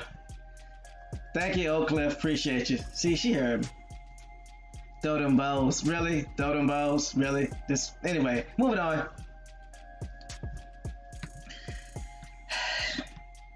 This has been what? Stop it. Nothing. Stop it. I gotta start looking at the chat. I'm sorry. I know, right? Me too. I'm trying not to. They get us in trouble. The best chat ever. The most instigate chat. And look, David Corey said. David Corey said, don't tell him the time. We can get another hour out of him. That's what he said. Look, they think we ain't looking right at the time too. It's like, don't tell them, they won't look. The time is next to each one of your comments. Ladies and gentlemen, type fast. They can't keep up.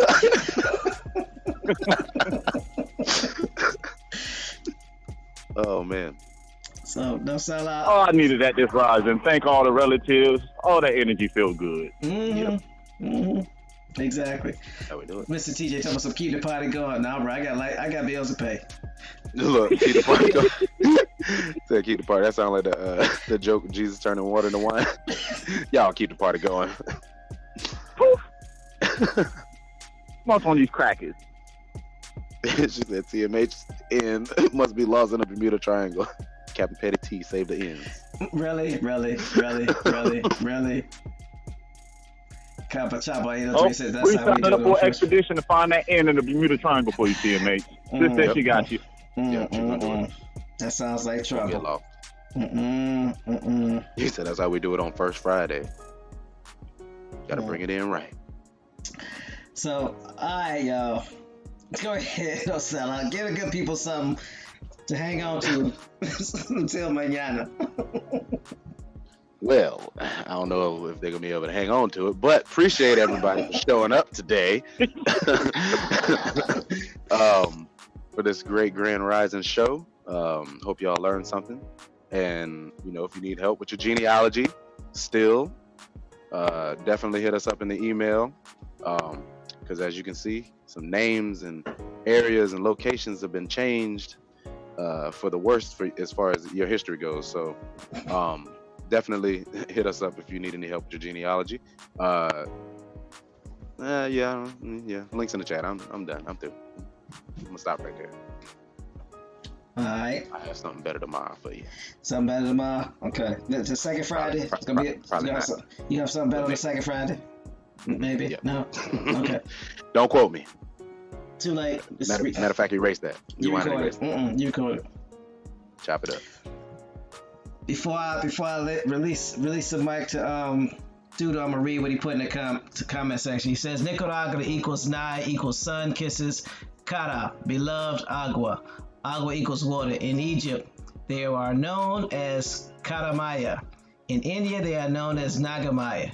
In the United States, they are known as Anahuac, Isa, Neches. There we go. So the three Indias. Mm-hmm. Peep that, right? Peep that. So, do the vision. It's always a pleasure. James Flames. Choctaw Jimmy. As always, we appreciate you more than you know. Thank you for blessing us, for giving us this information. We appreciate it. Anything you want to leave with the people before we head on up out of here? I leave y'all only with the famous words of those three great thespians, known as the Disco Three.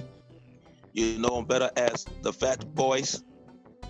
Is when they say, "Can you feel it?" Mm-hmm. What did they say? They made up a dance, what? Called the Ala Zumbamba. Now listen to the words of what they were saying before that. Can you feel it? He's trying to tell you. Sambo. Zambo. Zamba. Samba. That Bengal tiger. Well, that be related to Zumba? Oh, so somebody getting on it. Oh, man. I'm sorry. I didn't mean to drop it. I should have stayed into the mall show. Yeah, man. Come on now. To be continued. And that leads me to another group of three. Y'all know those thespians. Some of that leather that were raised in hell. What did they tell you about that Sambo? That they were black and white, black stripes. They kind of like the wear when I rock the mic. How about this guy picking mic? Gotta go. Don't run, DMC.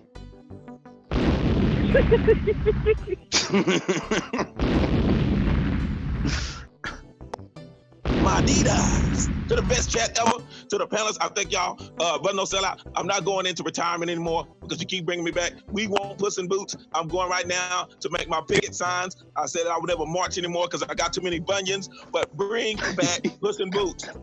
Antonio Banderas, where are you, man? We miss you, man. This is your people. This is who you are. Natchez. Come on now. The pyramid, the builders, the original engineers, the original engineers. Come on. I'm just saying, the Natchez. Don't play. The OG civil engineers. OG civil engineers. Not to be confused with the OJs. Anyway. Oh yeah. Who built the original levees of New Orleans, as y'all say in Louisiana? New Orleans. Who built the original levees? Huh? Yo, Natchez.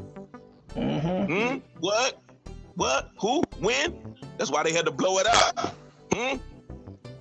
That was before Katrina. They blew it up during the Great Flood of 1927, which caused the Great Depression. Think about it. It was a Natchez that built the original levees from back in the day. New Orleans was already there. Long before about the sixth wave of the Acadians came down. New Orleans was already established. Who built the levees to keep the water out? Y'all better follow that yellow brick road, Natchez Road. Don't get your kicks on Route 66. Go to the Natchez Trail that they still using today. Hundreds of miles, still using it today. Why did the Spanish say they had to eliminate the Natchez? Why? Because they had to get you out of Nicaragua. They had to get you out of Honduras. Same people. They built the pyramids. And no, Dr. Mayan, they were not gangs. They were tribes. That's a shout and a shot to all of y'all over there that's still talking about monkey men. Tell me something a monkey built. Huh? What are they built? What has a monkey ever built? Did they send a monkey in space and he got lost? Was the Russians Y'all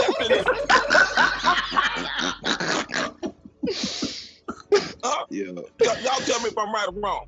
Didn't Now you got a civilization on Jupiter, right? I thought. When that Marky Mark, who was that played in that new Planet of the Apes when they found the original movie? Yeah, they got lost. Marky Mark. Yeah, Marky Mark. It's good. The first terrible one.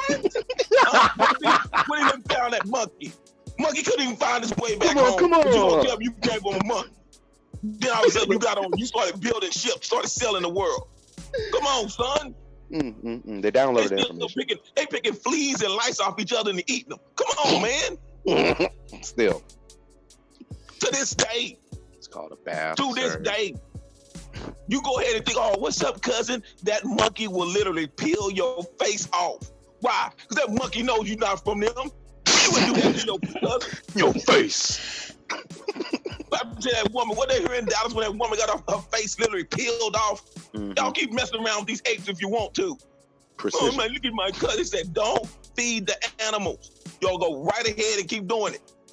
I'm still trying to figure out. Read again about all of the aqueducts. I'm sorry, I know we got to go, but look at all the aqueducts that are all throughout Mesoamerica, all throughout the southern United States. Then you get the people that don't. We had toilets, we had running water, we had ovens in the house.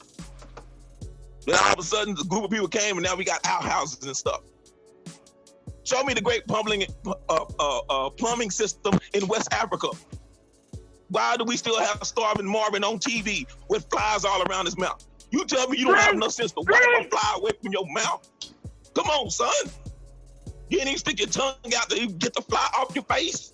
But you gonna tell me, come on, man. I gotta go, man. I gotta go. I'm sorry, y'all. But y'all keep messing around. Y'all, show me the DNA. Show me the West African DNA that takes you back to Egypt.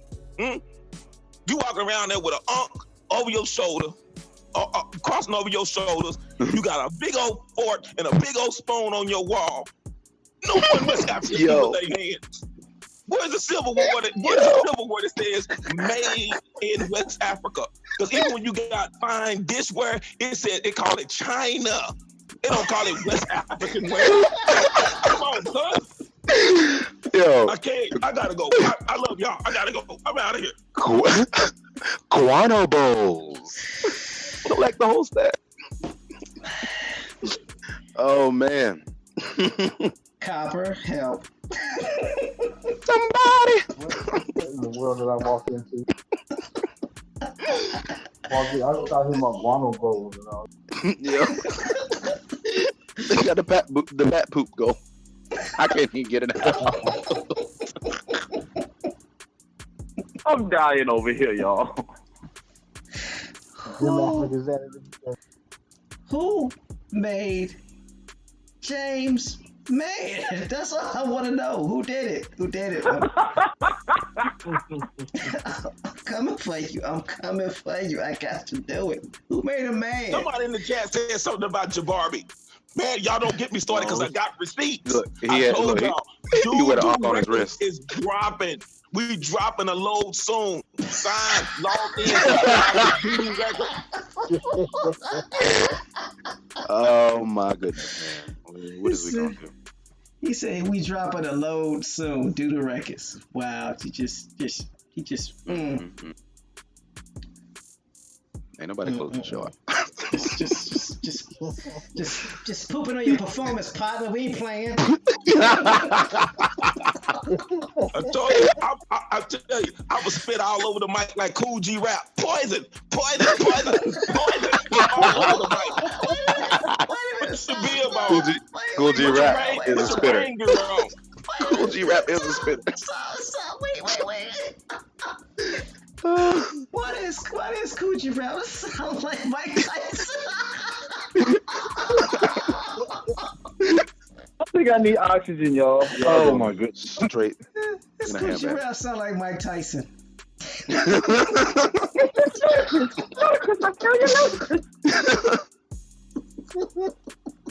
Oh man, y'all made me want to go look at some old and living color clips. Oh gosh. All Oh right, man. Copper. You came in on this, so we gotta hear from you, brother. Let the people know. Join the match.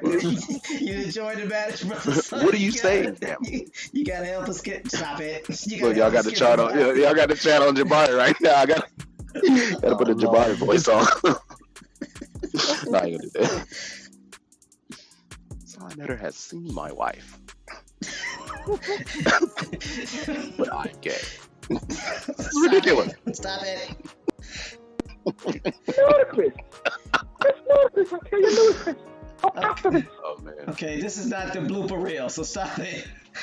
All right, family. You gotta put all the syllables in what he said. Copper, help. Settle down. No, all right, Copper. I forgot Copper was on the phone. What's up, Copper? Copper disowning us. He like, Man, he just hung up. This is ludicrous, I tell you, it's ludicrous. I just can't do this. It's crazy. I'm not doing this. Everybody just going insane. I don't know what's going on. Make me want to hit him in the ribcage to make him go, can't do it. Just get him out. See, he won't. See, I told you he couldn't stay away. Trying to act like he ain't crazy. See, he made you crazy. It's official. Psycho killer. Bone started it. I'm just saying, he started it. Woo. On that note, Well, I got my exercise for the morning. I know, right? You're welcome for the 6-pack. Anyway. I ain't got nothing. I want to say, again, as always, shout out to the new subscribers. Hopefully you'll say after this, if you leave, I understand why. It's okay. We still like you. Want to give a shout out to the Tigers Assembly silent majority. Without y'all, we wouldn't have the numbers that we have. We know that you take this information and use it for your communities and your relatives and your organizations, whether they be tribes, houses, clans, or what have you. So we thank you and we appreciate you for signing in. And to the best chat ever, it's official. Y'all crazy. I don't care what y'all say. I don't care what y'all do. Y'all crazy.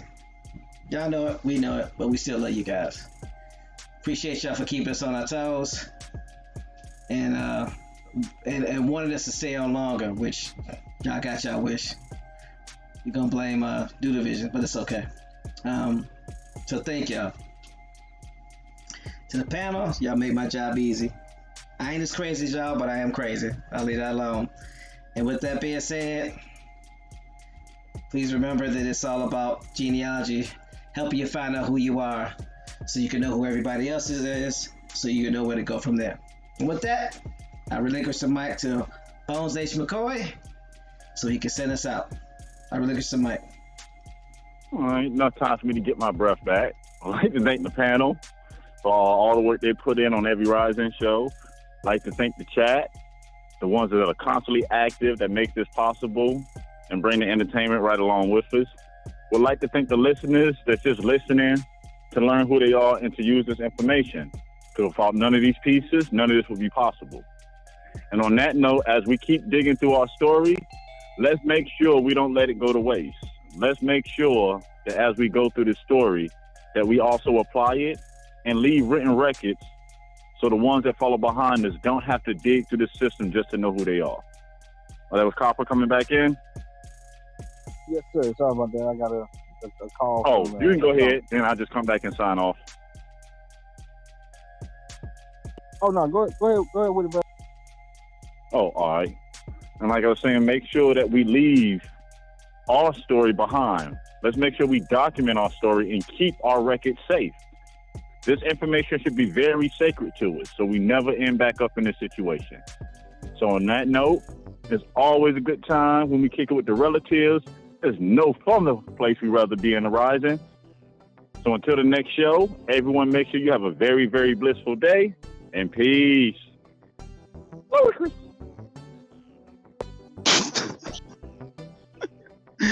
Peace, y'all. Peace, family.